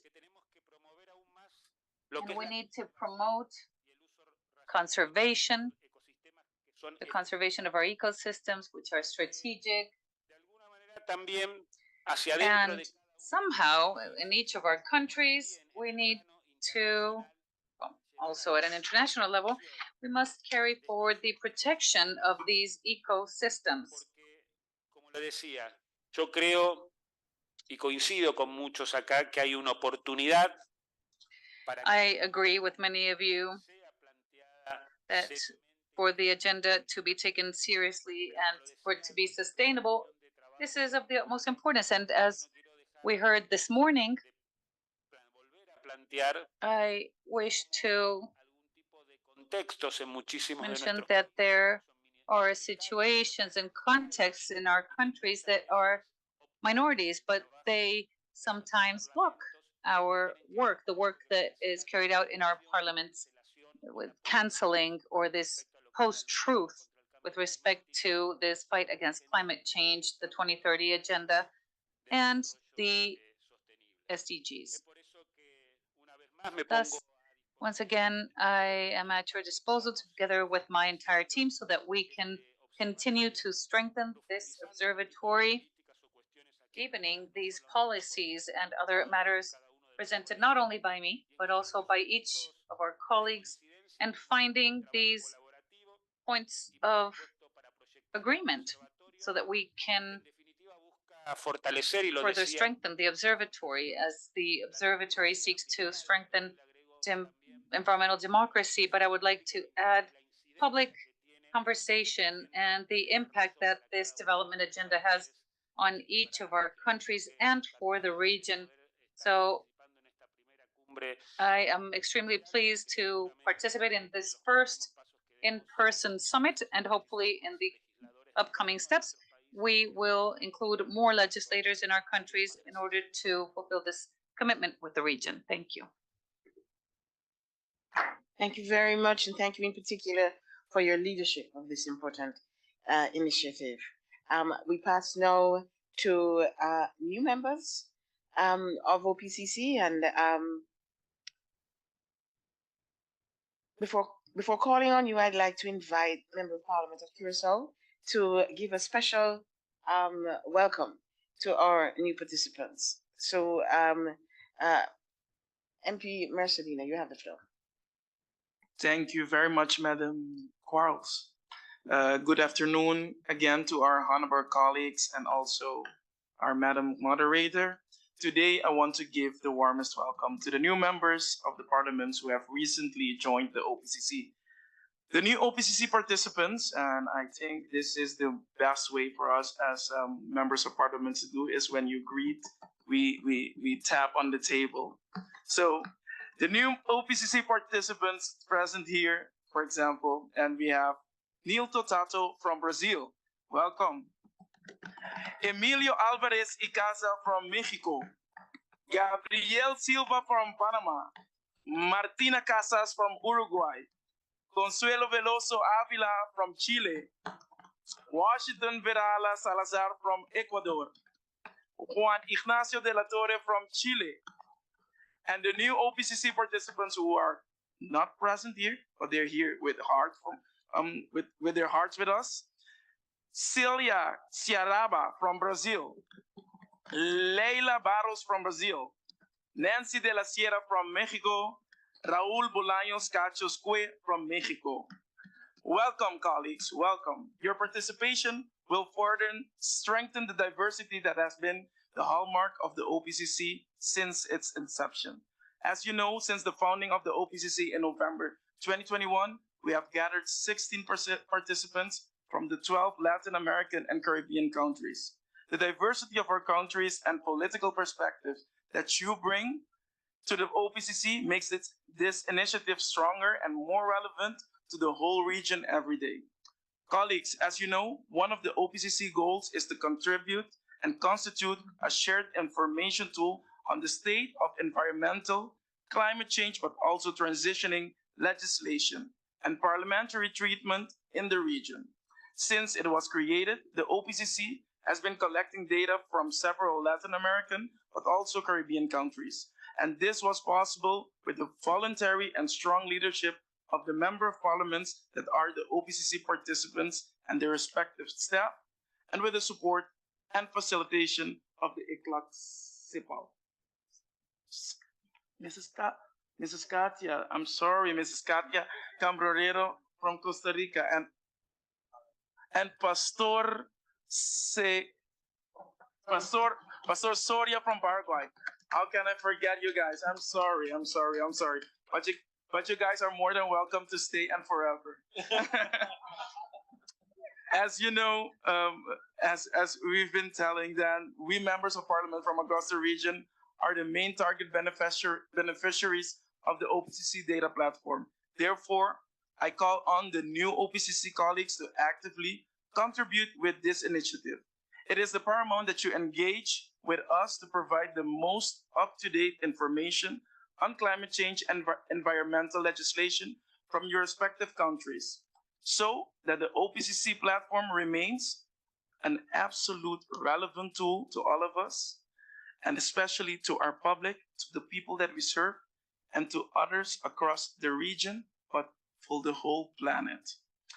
In my closing remarks, I want to express again the appreciation for the invitation to give these welcome remarks to the new OPCC participants.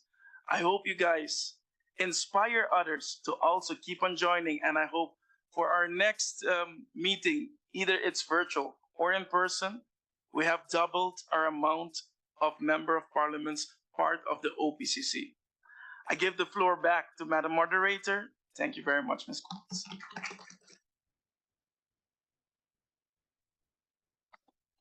I love it. I feel like I have just participated in my first parliamentary session.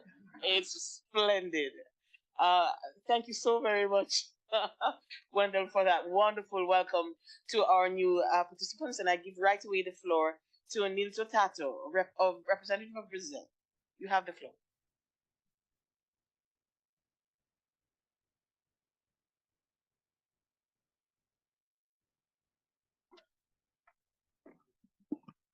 Muito obrigado.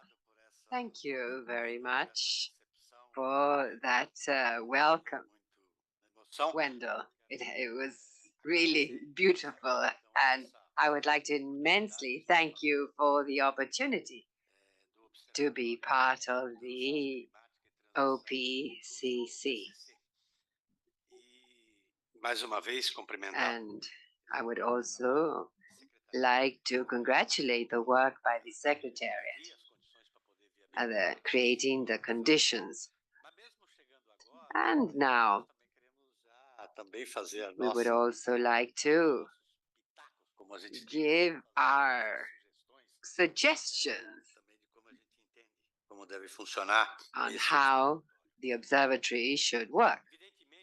Of course, everyone here are also part of several other initiatives and spaces, global ones, we may say, or regional. And of course, there's an important role to play with these other spaces. And I would like to mention others that, not for the entire territory, but also we will have a meeting for the Amazon Treaty. Pay attention, because it will have an impact. And maybe in the month of July, and it also affects some of your countries, another CELAC and the EU meeting, which is a panel that will be talking about the commercial agreement with Mercosur. So all of these things we must be attentive to, so that our climate changes. What we need is to climatize these other spaces for an exchange of activities and dialogue between different agencies and commercial agreements, because in this area we do not have the data to do that. Another thing I would like to mention here is that the OPCC could help a lot with mechanisms for participation at international fora as well as within countries. What the indigenous people, traditional communities, the periphery at large claim. Nothing about us without us. So we as congressmen and congresswomen must be attentive to the fact that it is not possible to face the challenges of just transition, to face the climate crisis, if we stand in the traditional way of doing things for others, or consider that the only difference is that we as humans are in the same place, but it's not the human being. We need to consider those that have been made invisible and that most suffer the impact of climate change, and that they must be given the protagonism and be taking part directly. So that is something that we need to pay attention to. And another conceptual matter that we need to work on this here, and we are within ECLAC, and within the partnership with ECLAC, this gives us the ability to hold a dialogue with. And this, when this morning I took the floor and said that this observatory, if it had a main theme to be talking about, is the financing mechanisms, because this means that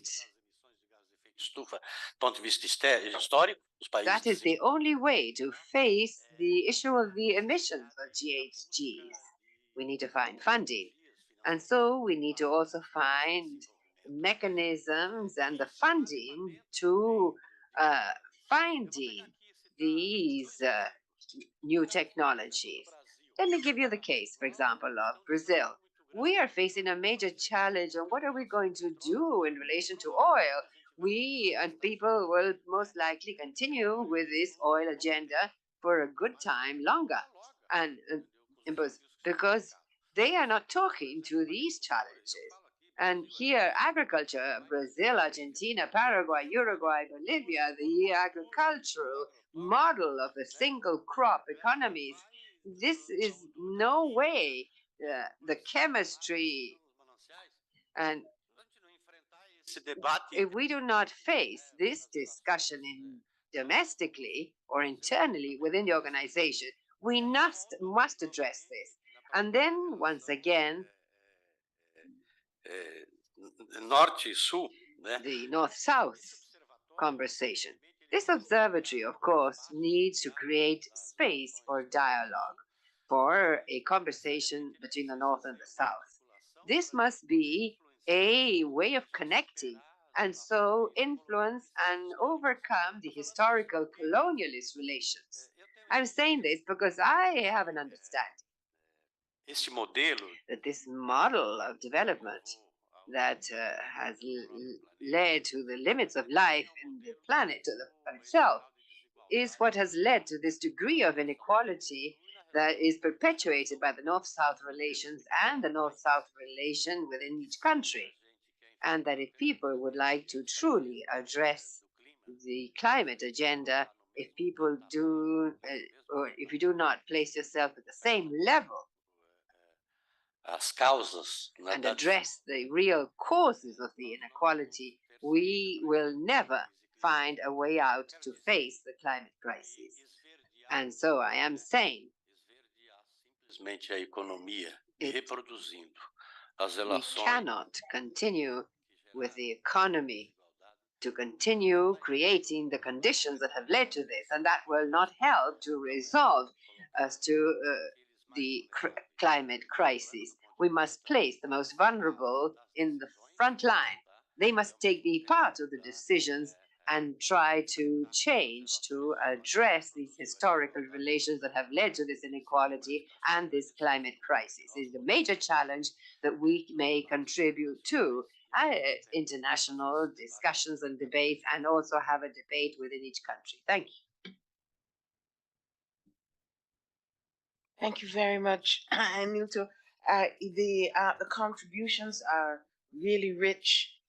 It's unfortunate that we're going to need to be more strict with the time going forward, because we will lose our interpreters in under an hour, and we want to be able to understand each other. So I'm going to move, and I've asked my colleague Santiago, who's better at the timekeeping than me, to monitor the clock for me. So I give the floor right away to Emilio Alvarez y Casa, Mexico. You have the floor. Gracias. Thank you. Well, I greet the meeting and the joy to be here. I see this meeting as part of the Brigade for the Defense of Life in the broad sense. Same as we have dynamics that are very much of the market and of exclusion and poverty going against this. This is one of the contrary efforts. These are the civilizing efforts in favor of hope. So I celebrate this, and I also like this approach of the just transition, because otherwise what will happen is that this will reproduce the inequalities and exclusions. And so I greatly celebrate this, and also that ECLAC be here and the technical secretariat, because as I said this morning, this gives this a tremendous power. And I thank the ECLAC team for all their efforts, and also I thank Senator Gladys and the entire generation of founding members. That provocative spark. Thank you. I would merely like to mention 6 points. The first, as Carlos was saying from ECLAC at the start, that this is a plural space that is not partisan. And so, in times of polarization, as we're seeing in the continent, this sort of space are urgent. plurality is a vaccine against polarization. What we need is to have spaces for encounter, for dialogue. In our countries, the wind of polarization is traveling far and it's becoming difficult to speak. The issue of climate change is one of these themes because it goes from it doesn't exist all the way to where near the end of the world is nigh. And so we must underscore this space because the legislative branch, in fact, is the only branch that has all political expressions sitting around a table or around the room. And so the legislative power is the most finished representation of the diversity of the peoples. And that is why I underscore this. And also, I believe that the OPCC must help greatly to consolidate synergies with other spaces. Let me give you an example. I'm from the Directive Committee of Parliamentarians for Global Action, a network that encompasses nearly 90 countries. And in fact, there's a parallel meeting, as Juan Carlos was saying. And everything that we can do with Escazú and the Paladinos, I believe that what we can do is this phenomenon of intelligence among processes that will allow us to move ahead very quickly with the coming, say, COP or in Trinidad and Tobago next year. I celebrate that approach. Then 3, I would like to greatly thank those who've made the effort to have the database on the experience. That is an extraordinary contribution. This is one of the main reasons why I came here, to be able to use the experience gained in other countries, because we learn from the failures. We learn more from those. This is an agenda that requires a tremendous degree of tolerance of frustration, because there are so many economic and political forces at play that have no interest in this moving ahead, because they need to move from where they are. We need to break paradigms and comforts and interests. And that is why I believe it is essential to have this source of learning. 4, I believe that the OPCC must be a magistrature of persuasion, and I believe that it should detonate the pedagogy of climate change, because there is a phenomenon of indifference, yes, but also a phenomenon of immobility. There are many sectors that know this, they know, but they don't want to move, they don't want to change, because it's practical. Single-use bottles are very practical. And so with these mechanisms of asking people home deliveries, it's very practical, but it's totally packaged in plastic. And I talk to my daughters and I say, well, why do you ask for so much home delivery, if it has so much plastic packaging? And they are aware of this. And they say, yes, there is climate change ongoing, but it's very comfortable to ask for home delivery. And so if we do not move from where we're standing, well, and I think that for that you require pedagogy. 5, we need to face the invention of what is lower cost. La necesidad de considerar. Every time we talk about the need to care for the environment, you get the cheapest option, but that has to do only with economic costs. It doesn't have to do with the environmental or generational costs. So we need to look beyond that in making our calculations. The cheapest option is not necessarily the best. What is most expensive is not thinking about the future. Mayor pobreza. And of course, it will lead to more poverty. Al menos mi interés aquí es fortalecer. And I feel that we should strengthen the control mechanisms at a parliamentary level so that the international commitments and national laws can become a reality and move away from demagogy. It's important to make the effort. But sometimes if you have mega works and we start betting on fossil fuels again, refineries and gas, that of course will count on all possible incentives, on funding. We see that. There are incentives for predatory fishing in high seas. So this is one of the main things that needs to be done. What I'm interested in is getting to know good practices in parliamentary control, implementation, and that public policies don't end up crushing whatever the legislative power decides. Thank you.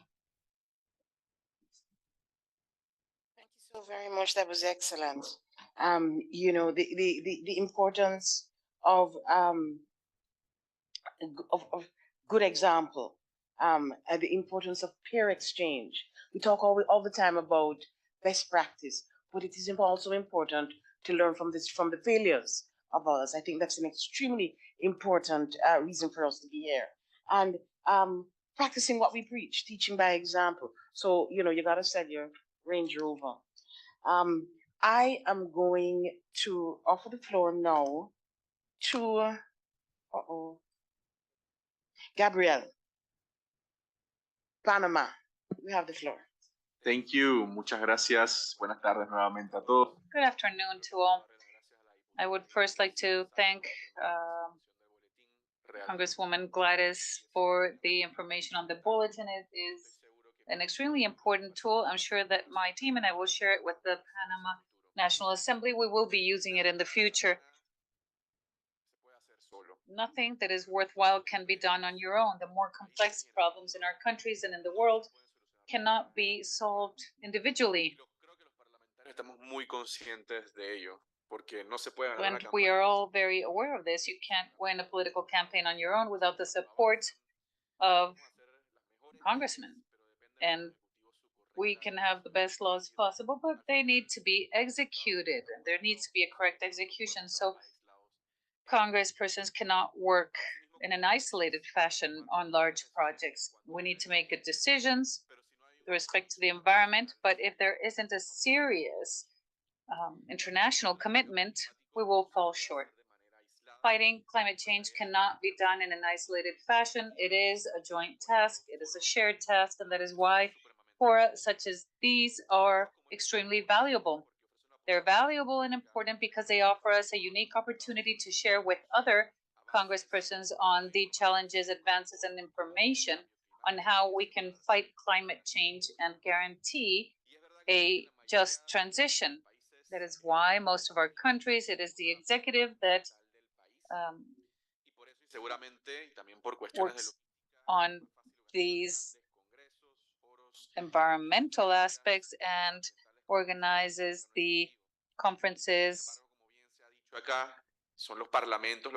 It is Parliament that at the end of the day will design public policies, and in many countries they need to ratify international agreements. It is not it's significant work. It is a lot of work.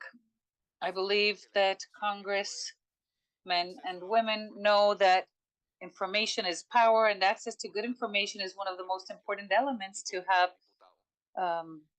to be successful as congresspersons, and it is fundamental to have access to information.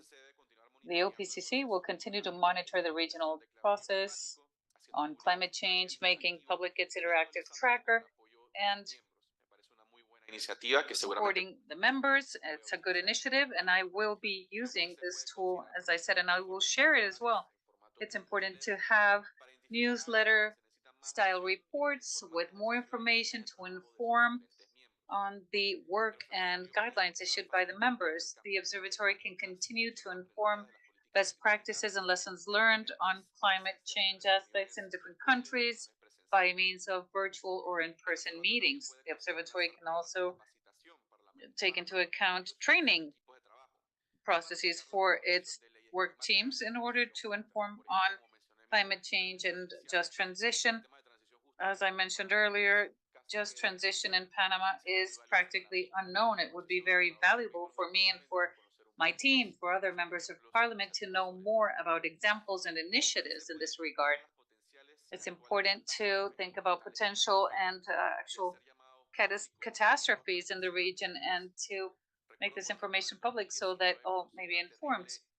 I remember when we had a fire in the Amazon, several congressmen and women used the assembly channel to call upon others to support and collaborate as they deemed fit and were able to. It is important when we have crises, catastrophes, and emergencies in our countries.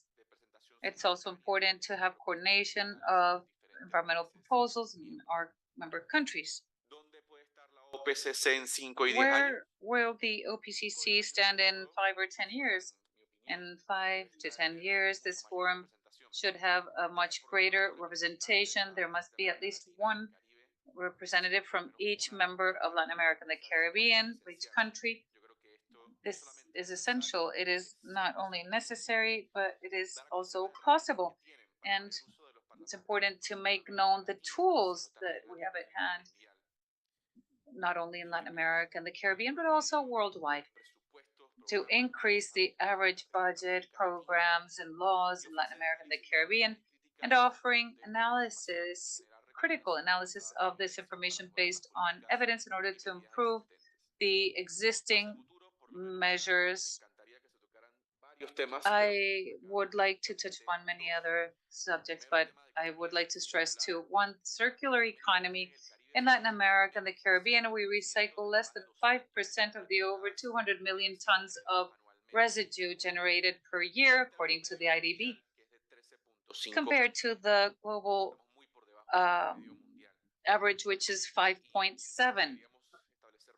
And perhaps we should set a goal as a region to increase this 2.5% to at least reach the average, the global average, and this would help us reduce the greenhouse gases and the excess residue, perhaps increase employment, etc. These are all things that your countries, our countries, have developed, and we can continue to grow as it is a program that is constantly evolving and growing.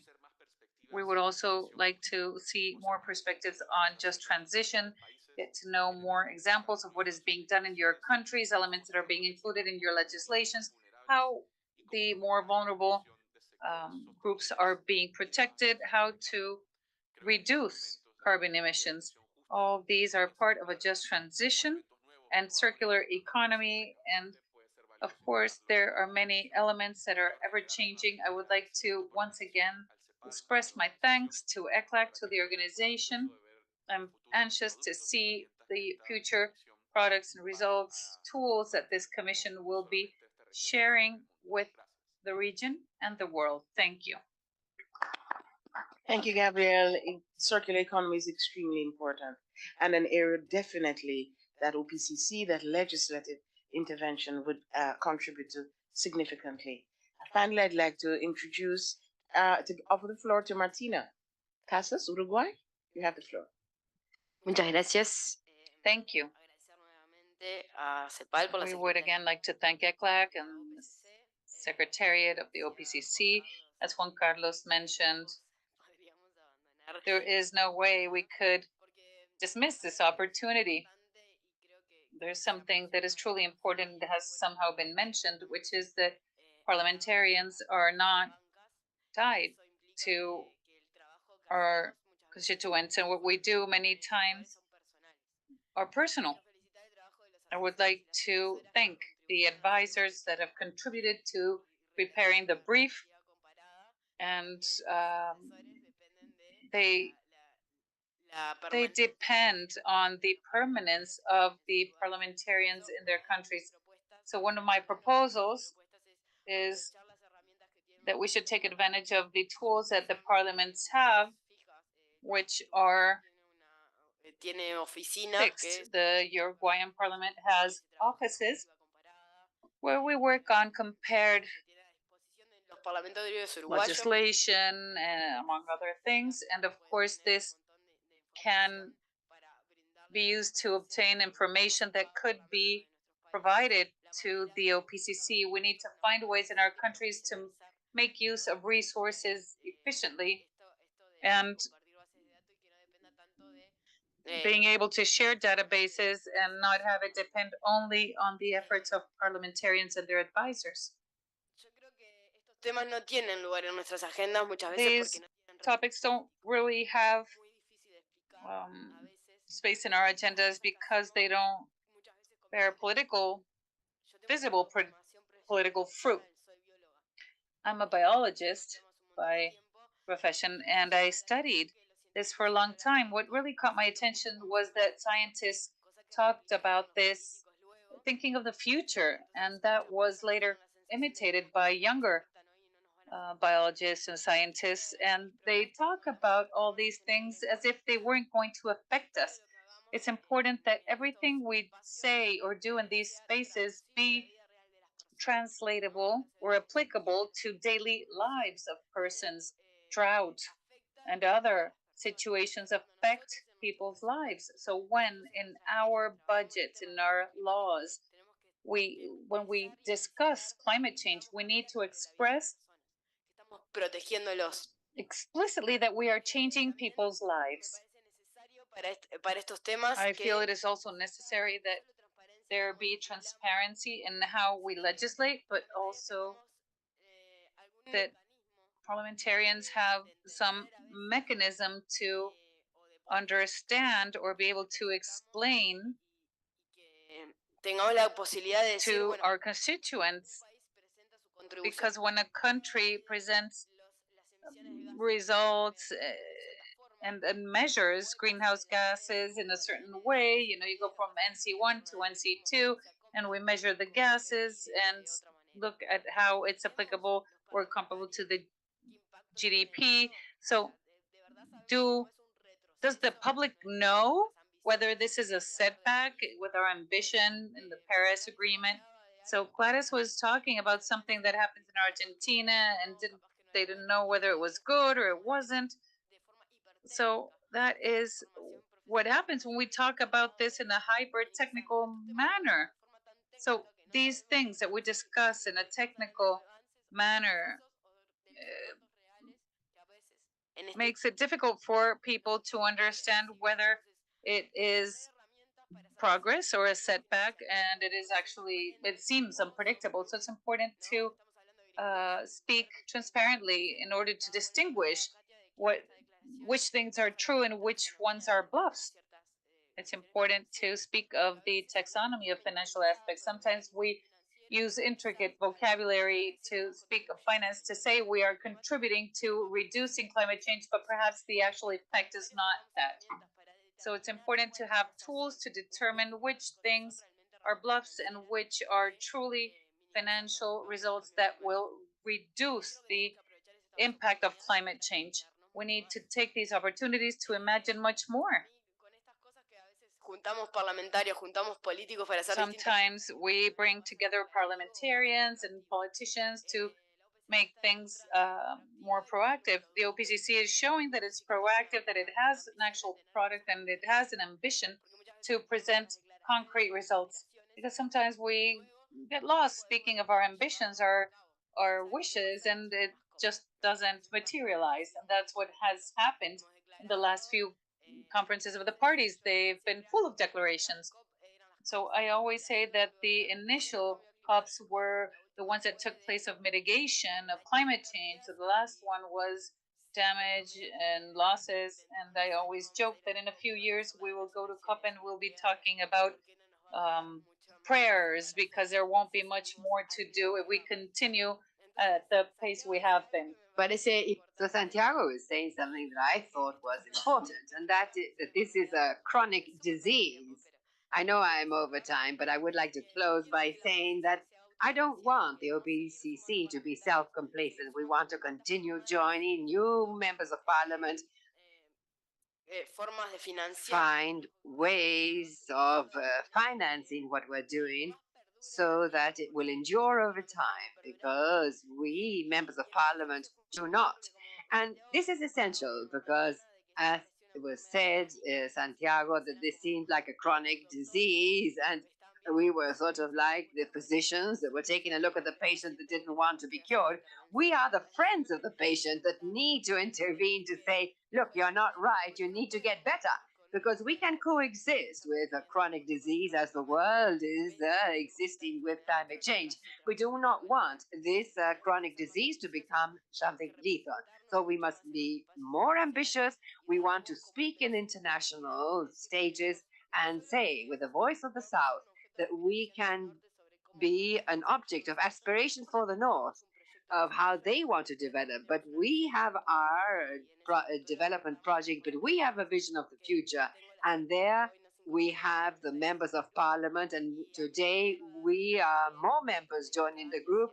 To my right, I have Andre, who's 33. And to my other side, I have another one who is 29. And so thank you very much for the opportunity. Thank you. Thank you very much.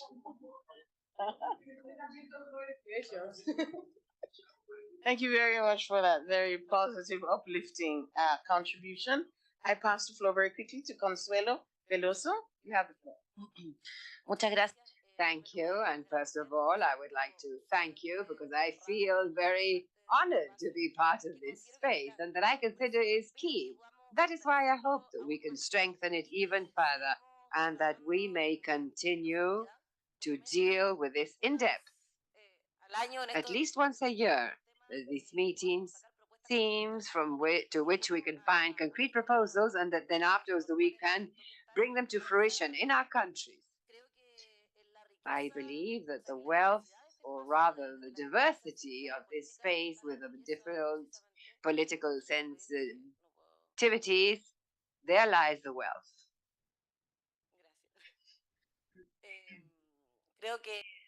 I think that the wealth of this space lies in the difference of the different political sensitivities, and this will help us to have an impact because we will be in different positions. Some are party to the government, others are not.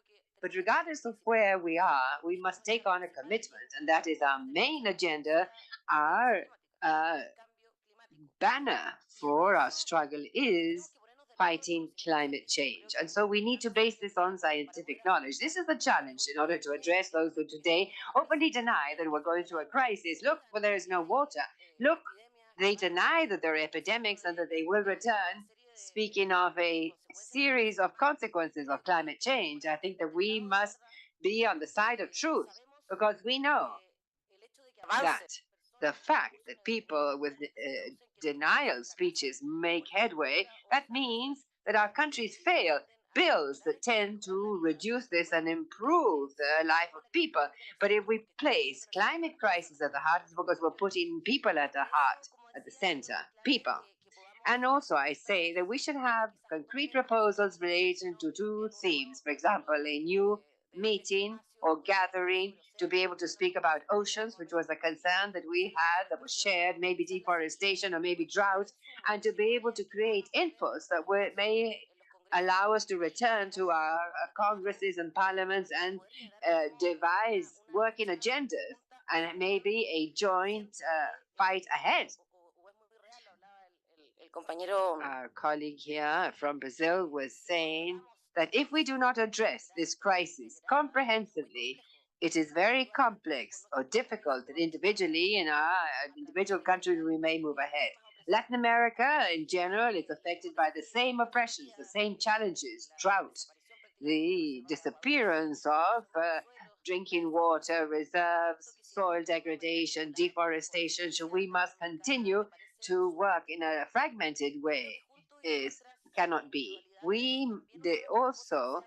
One of our purposes should be to effectively communicate to our compatriots, because otherwise the prevailing common sense will continue to be common sense that opposes development with the safeguarding of ecosystems. And this is not the case. The most important challenge that is we need to dispute common sense tirelessly. And this must always be through our work in an articulated fashion, building a strengthened position from Latin America. I think we can stand up to the economic powers or any other power that may continue to degrade our territories, because a lot of the crises that we have in Latin America have to do with past histories. And so I think that the time is nigh to move ahead. But for that too, we must act in a way that we are noticed. Latin America has this struggle to free our territories.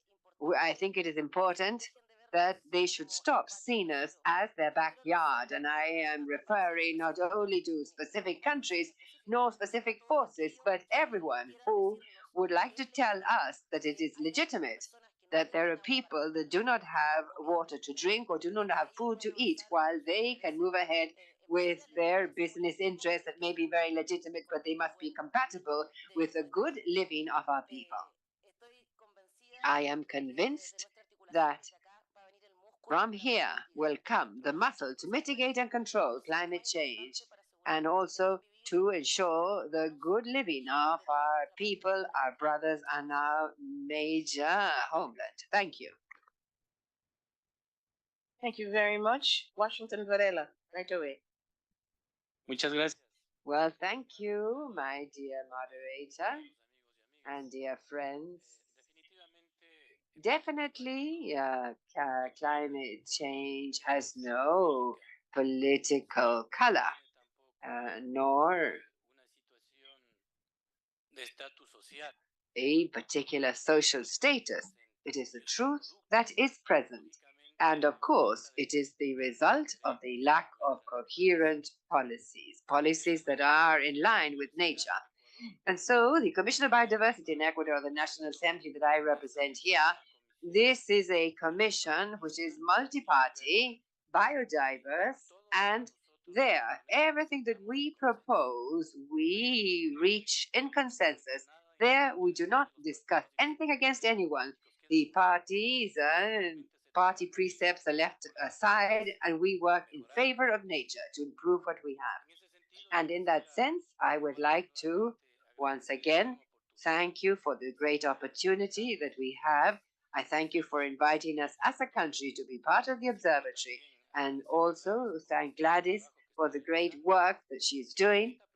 This platform definitely is a major tool for us, a tool for working for the future, and there we will be to contribute. Without this big tool, major tool, there are significant challenges ahead, and we're hoping that these challenges, as our colleague was saying, they should not be mere lip service. No, the COP maybe has been left aside. They're merely declarative things, but here we must show that we are doing things differently. These are objective.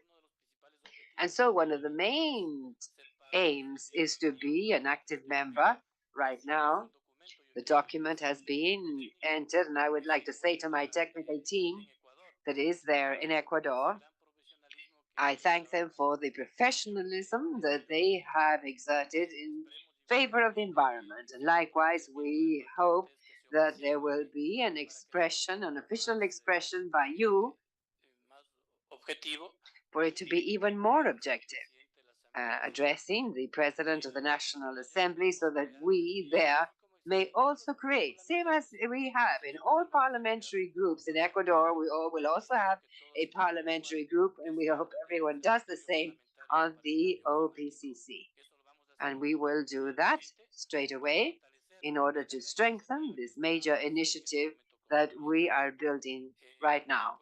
And likewise, as an Amazon, I thank you, Carlos, for the invitation to be part of the meeting, and that we will do it as an Amazonic in Belén de Pará. And we as a country and as members of the Amazon will be there contributing to so many important situations that occur there. We all have similarities among the Amazon people, and so biotrade is important. We should strengthen it. Yes, this is very, very important. And likewise, as our colleague said, the educational side, the scientific side is also very important. We have the entire farm, and there we have an incredible pharmacy. But so far, it has been used for thousands of years as an ancestral medicine. That ancestral medicine should move ahead. This is a great opportunity, yes, so that instead of oil, instead of mining, this is a great alternative to sell this pharmacy to the rest of the world. But for that, we need to do research a lot. And in this case, we need to strengthen the universities that we have in Amazonia.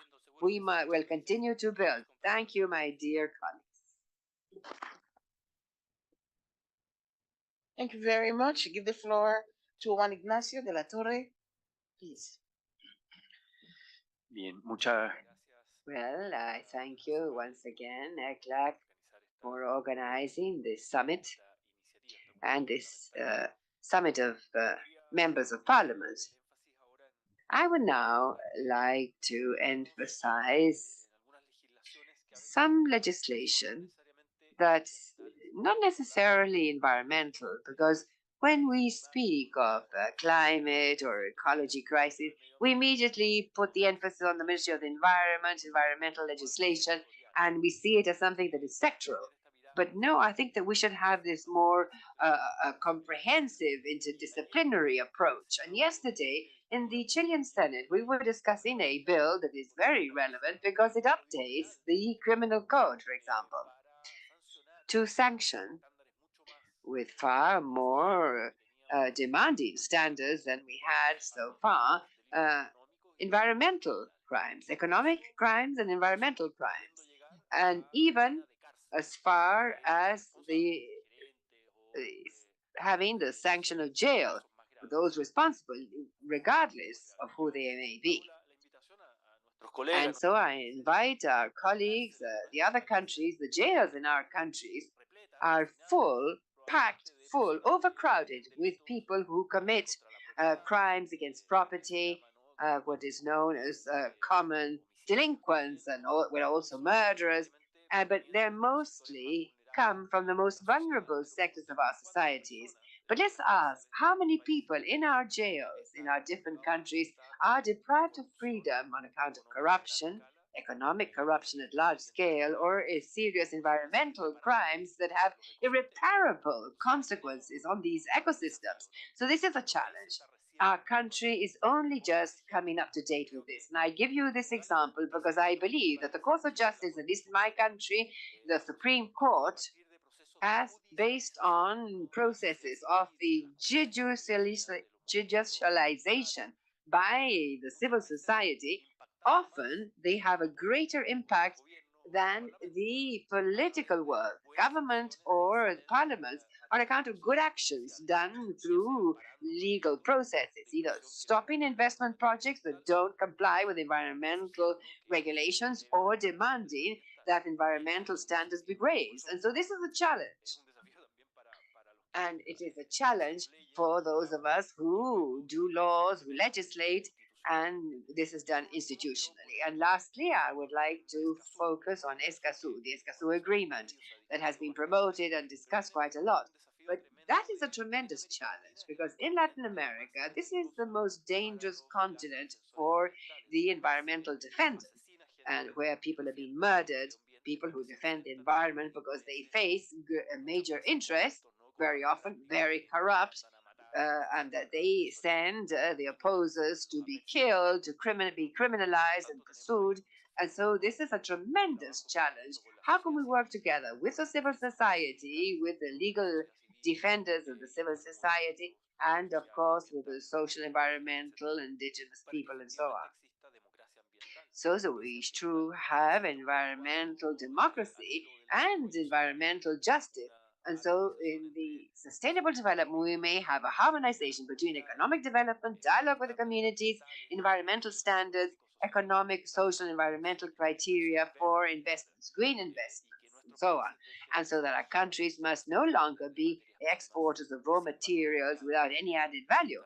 And there too, there's a challenge, as our other colleagues were saying, of research and development. How much do we invest in science and technology and innovation? Because our countries continue to have an economic matrix that is purely extractivist and exporting raw materials. I'll leave it at that. Thank you. Thank you very much. And finally, Pastor Soria, you have the floor.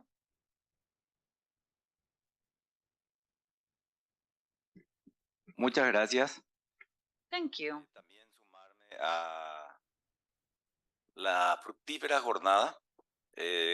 Agradecerle a I would la also like to thank you for a very productive day hoy a todo el equipo. and for the material that was presented to us today. There is a team behind this, we're reaching a consensus on a platform where each country and each parliamentarian from each country will interact to see how we carry forward this ambitious project, see what is pertinent and adequate for us in Latin America and the Caribbean in order to address this real, very real situation, which is climate change.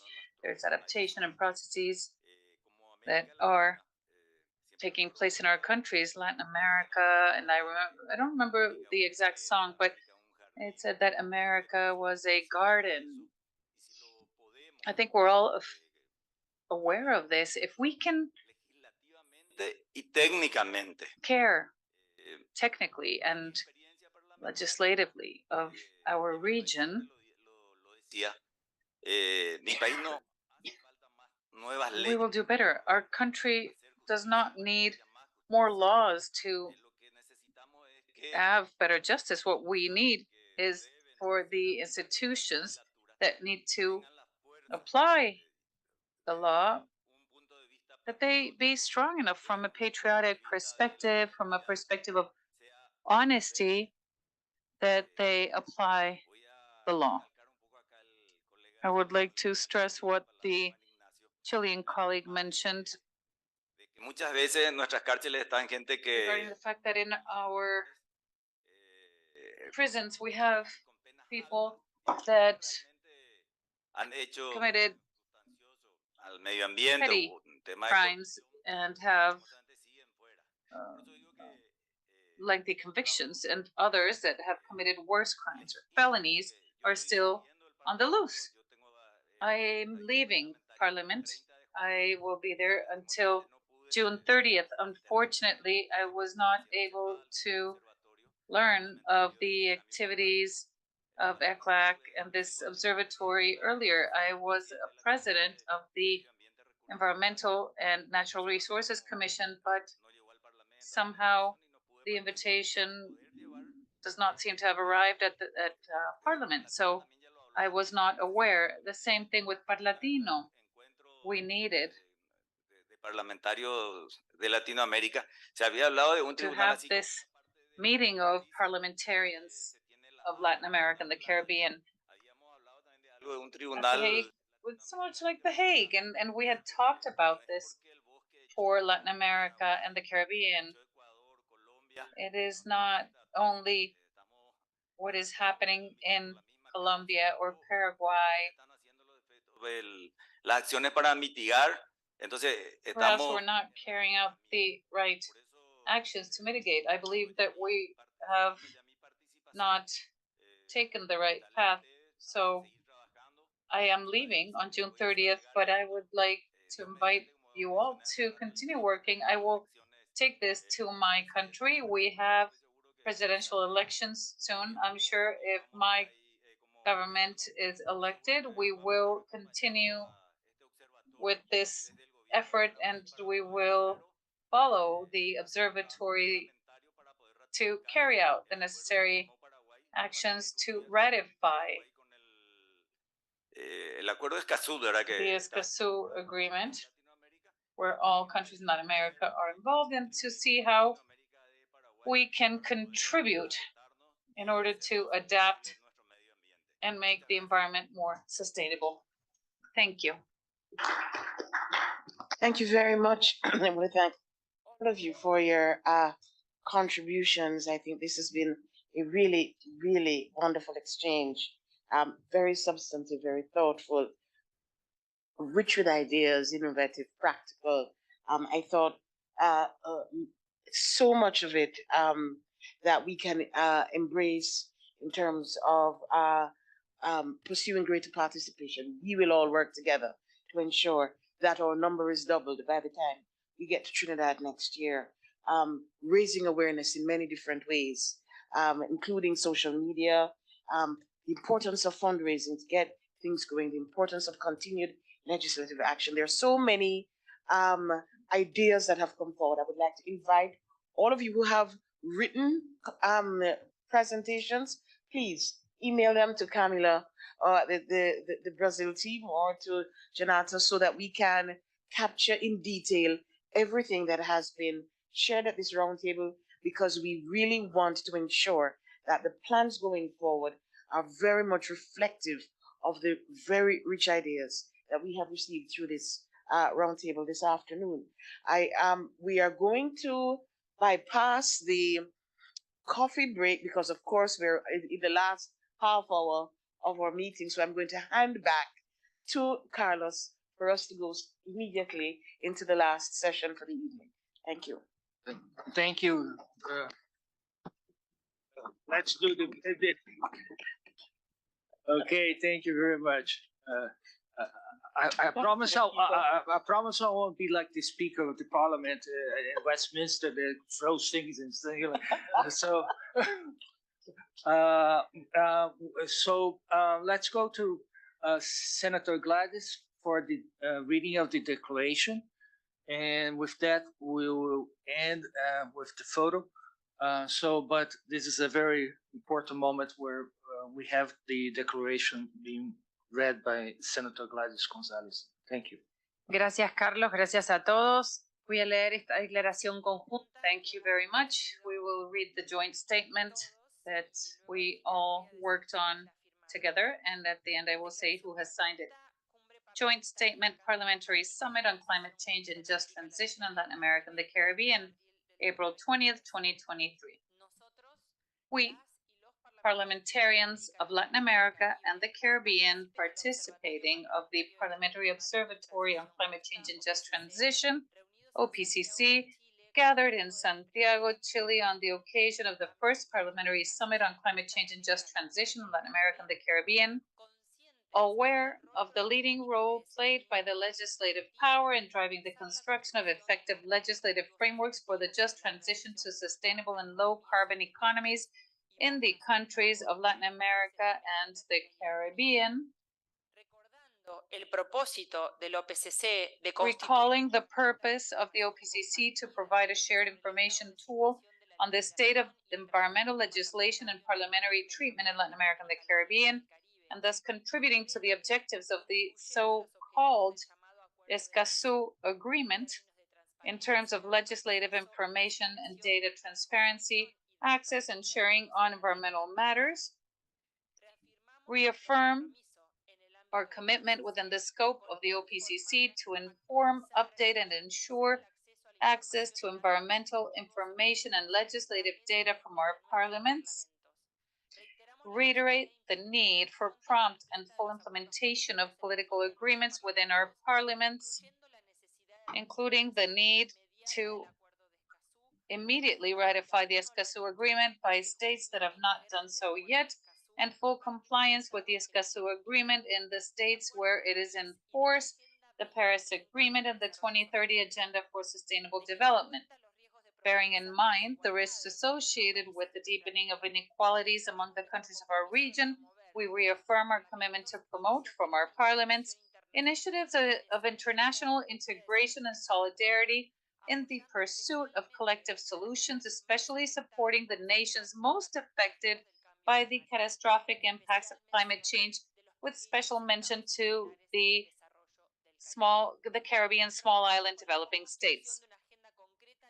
We commit to the co-construction of a concrete agenda of actions linked to ecosystem conservation, financing framework, and green and sustainable taxonomy, budgeting for sustainability and sustainable climate resilient development, and green industrialization toward a new economic model.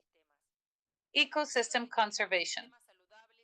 Convinced that healthy ecosystems and biodiversity are the strongest natural protection against climate change, and aware of the special role played by ecosystems of the Amazon, the Gran Chaco, the Andean glaciers, and the Caribbean coral reefs, mangroves, and seagrass beds, among other ecosystems, in the regulation of climate as carbon sinks, and in the protection of coasts and the water cycle within our territories, among other functions crucial to our systems, we commit to making use of our legislative functions to drive initiatives for the protection, conservation, and restoration of ecosystems, pursuing the necessary increase of the surface area of protected natural areas in line with the 30 times 30 target of the UN Convention on Biological Diversity, promoting the creation of ecological corridors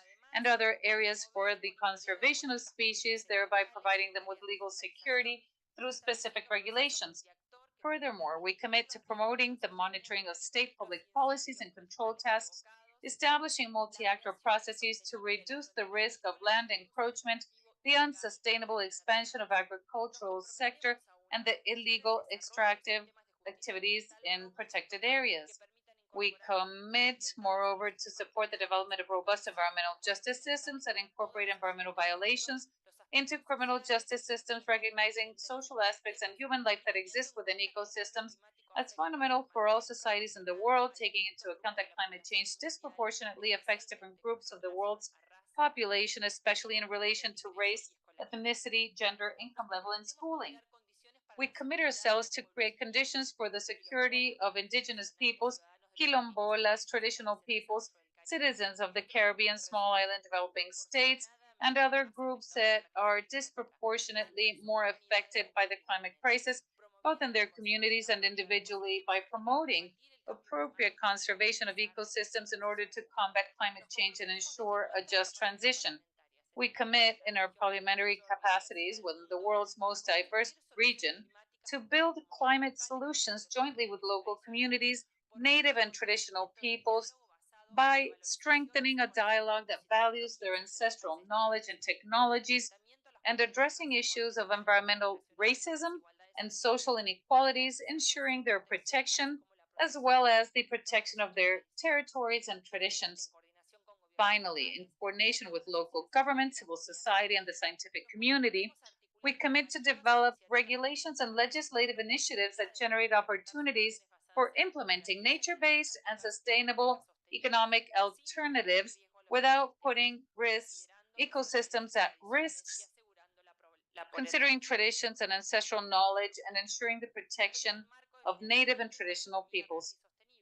Financing framework and green sustainable taxonomy, emphasizing that the just transition to low carbon and sustainable economies requires targeted investment and expenditure.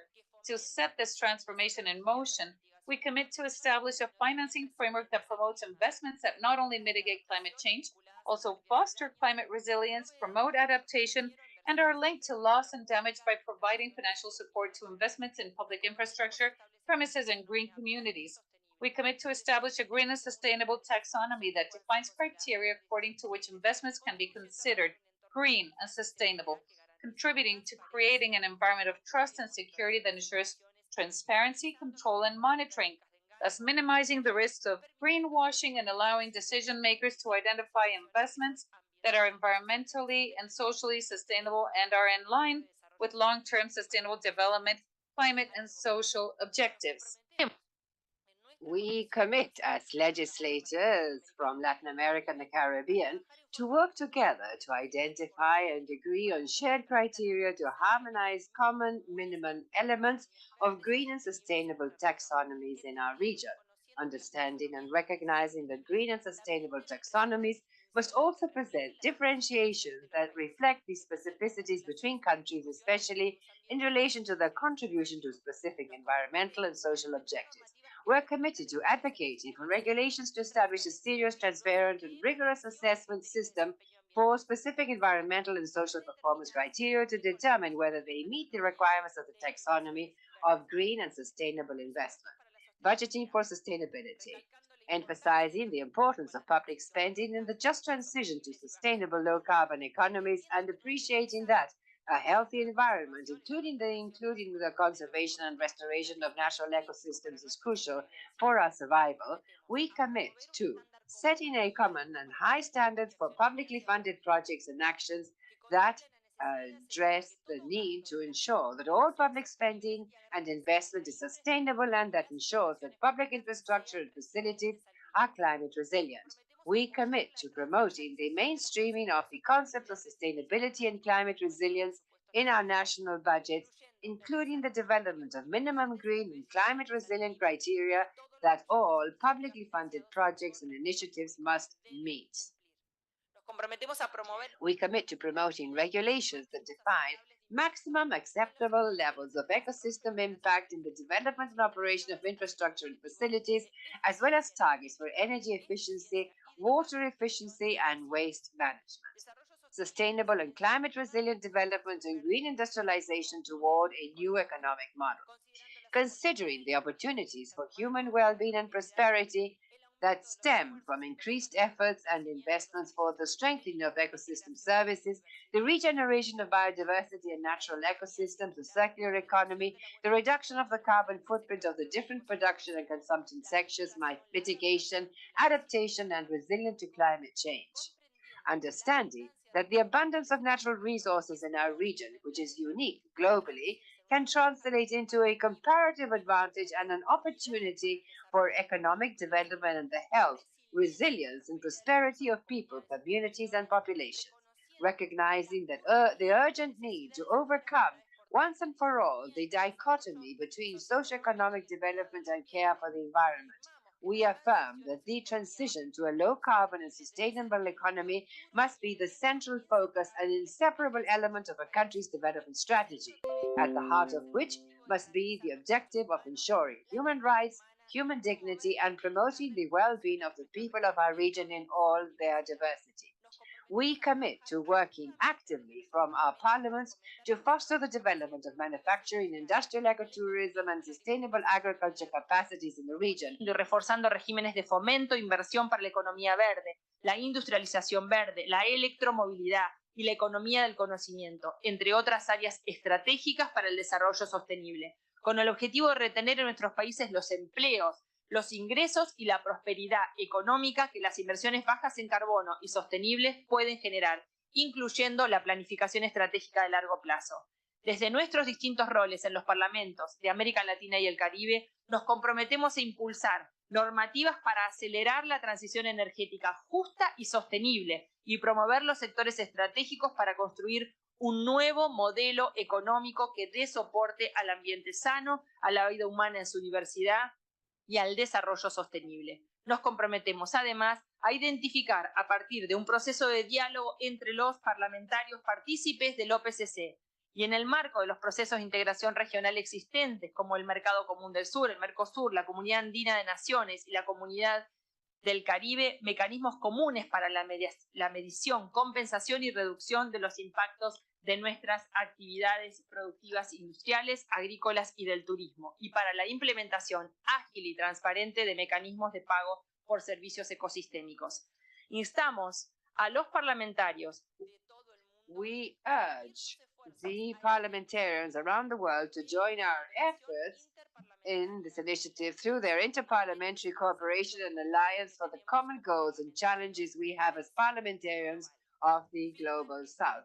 This declaration is signed by myself, Senator Cecilia Isabel Riguel Mazandate, who is the president of the Senate of the plurinational state of Bolivia, Jimena Garcia from the Chamber of Deputies of the Argentina Nation, Celia Yayave of the People's Commission Chamber of Deputies of Brazil, Nito Trato from the Chamber of Deputies Brazil, Andrés Pérez Álvarez from the Congress of the Republic of Guatemala, Deputy Federico Ruiz from the Uruguayan Chamber, Consuelo Lozo Avila from the Chilean Congress, Katia Cambronero Aguiluz from the Legislative Assembly of Costa Rica, Mr. Jacques Warner from the Senate of Brazil, who has done so much for the observatory and that may accompany us for these things that he is so responsible for. Representative Juan Carlos Lozada from the Chamber of Congress in Colombia, Maximiliano Ferraro from the Chamber of Deputies in Argentina, Jimena Ordenes Neira from the Senate of Chile, Gwendol Marcelina, member of the Parliament of Curaçao, the Honorable Veronica Dorset Hector, Legislative Assembly Montserrat, Eliezer Melvin Tubal, the Minister of the envoy of the Premier of the British Virgin Islands, Senator Elia Barros, the President of the Federal Senate of Brazil, Juan Ignacio Latorre from the Senate of Chile, Washington Varela Salazar from the National Assembly of Ecuador, Senator Emilio Alvarez y Casa from Mexico, Mr. Raúl Balaños Cayosque, also from Mexico, Deputy Martinez Casas from the Chamber of Representatives of Uruguay, Senator Nancy de la Sierra from the Republic of Mexico, and Deputy Gabriel Silva from the National Assembly of Panama. I ask for a big round of applause.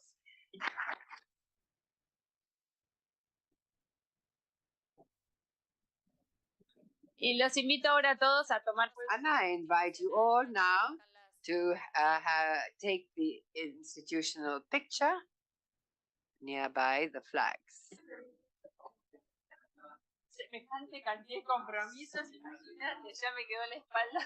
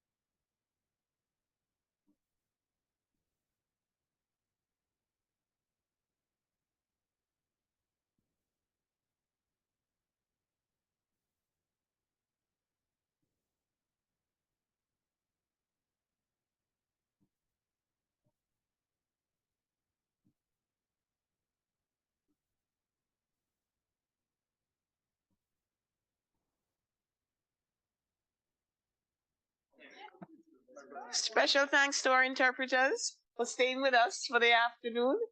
Very much appreciated.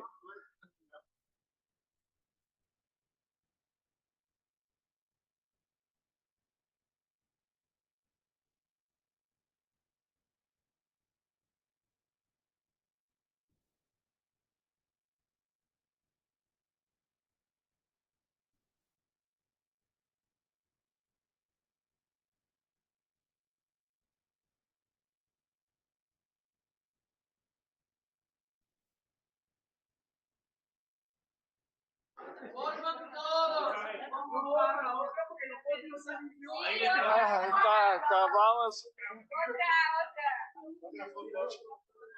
Muchachos, otra foto. Foto.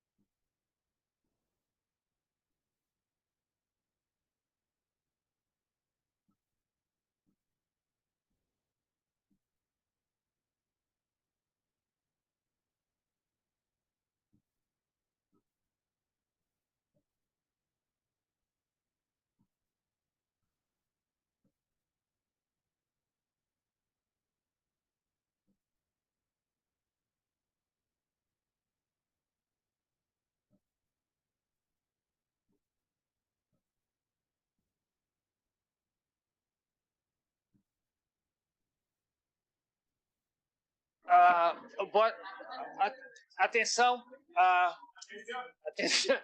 Não, é apenas para agradecer a todos. Temos um vinho de honor aí à nossa disposição com o coffee break que acabamos não realizando. Quero desejar a todos um bom retorno aos seus países. Teremos muito trabalho para fazer com o OPCC. E se querem, recordem do nome Celso Furtado.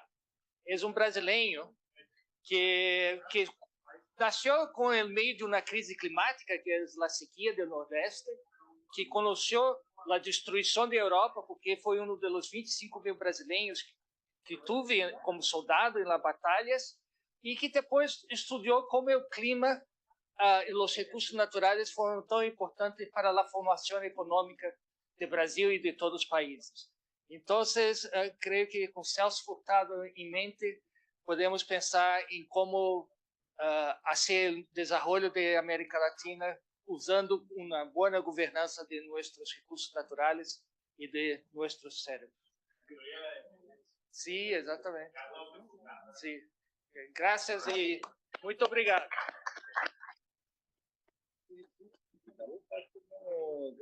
Dentro de CEPAL. Yo soy director de la oficina en Brasil. En Brasilia. Una consulta, yo fui 4 horas, soy ahora, la 30 de junio, parlamentario. Nosotros en el Parlamento recibimos una invitación para este evento. Esto de lo que se está generando es con momento de CEPAL. Sí, la CEPAL actúa como secretaría de los parlamentarios. Secretaría, sí. Sí, pero iniciativa de quién es. No, empezó con la iniciativa del Congreso Argentino y Brasileño, que nos buscou para ayudarlos a armar esse observatório. Ah, ya. Então foi a senhora Gladys e o senador Jacques Wagner, que então era o presidente da Comissão de Meio Ambiente e no Senado do Brasil, né? E nos colocaram a ideia, bem, aí começamos a trabalhar, buscar funding, buscar os contatos, e claro, com a senadora, la senadora y el senador como nuestros, vamos a decir, guías en busca de los fundamentos. Ok, para tener información, pues como dije ahí, no manejé 4 años, nunca me enteré. No, eso empezó en 21, en el 21. Y 22, y todo también así. Pero lo importante es que hay productos. No, ahí hay productos y Paraguay es súper importante. Sí, no, nosotros todavía no firmamos a nivel parlamentario por eso. No, entiendo mucho bien. Sí. Son muchos temas, navegamos con mucho cuidado, sí, así porque aquí tenemos oposición, me gustaría que primero mi parlamento y después... No. Pero me parece lo ¿Usted no está candidato para continuar en el Congreso? No estoy. Me candidaté a gobernador de mi departamento, perdí. Okay. Pero el partido por el cual me candidaté ganó, entonces estoy ahí, voy a estar cerca.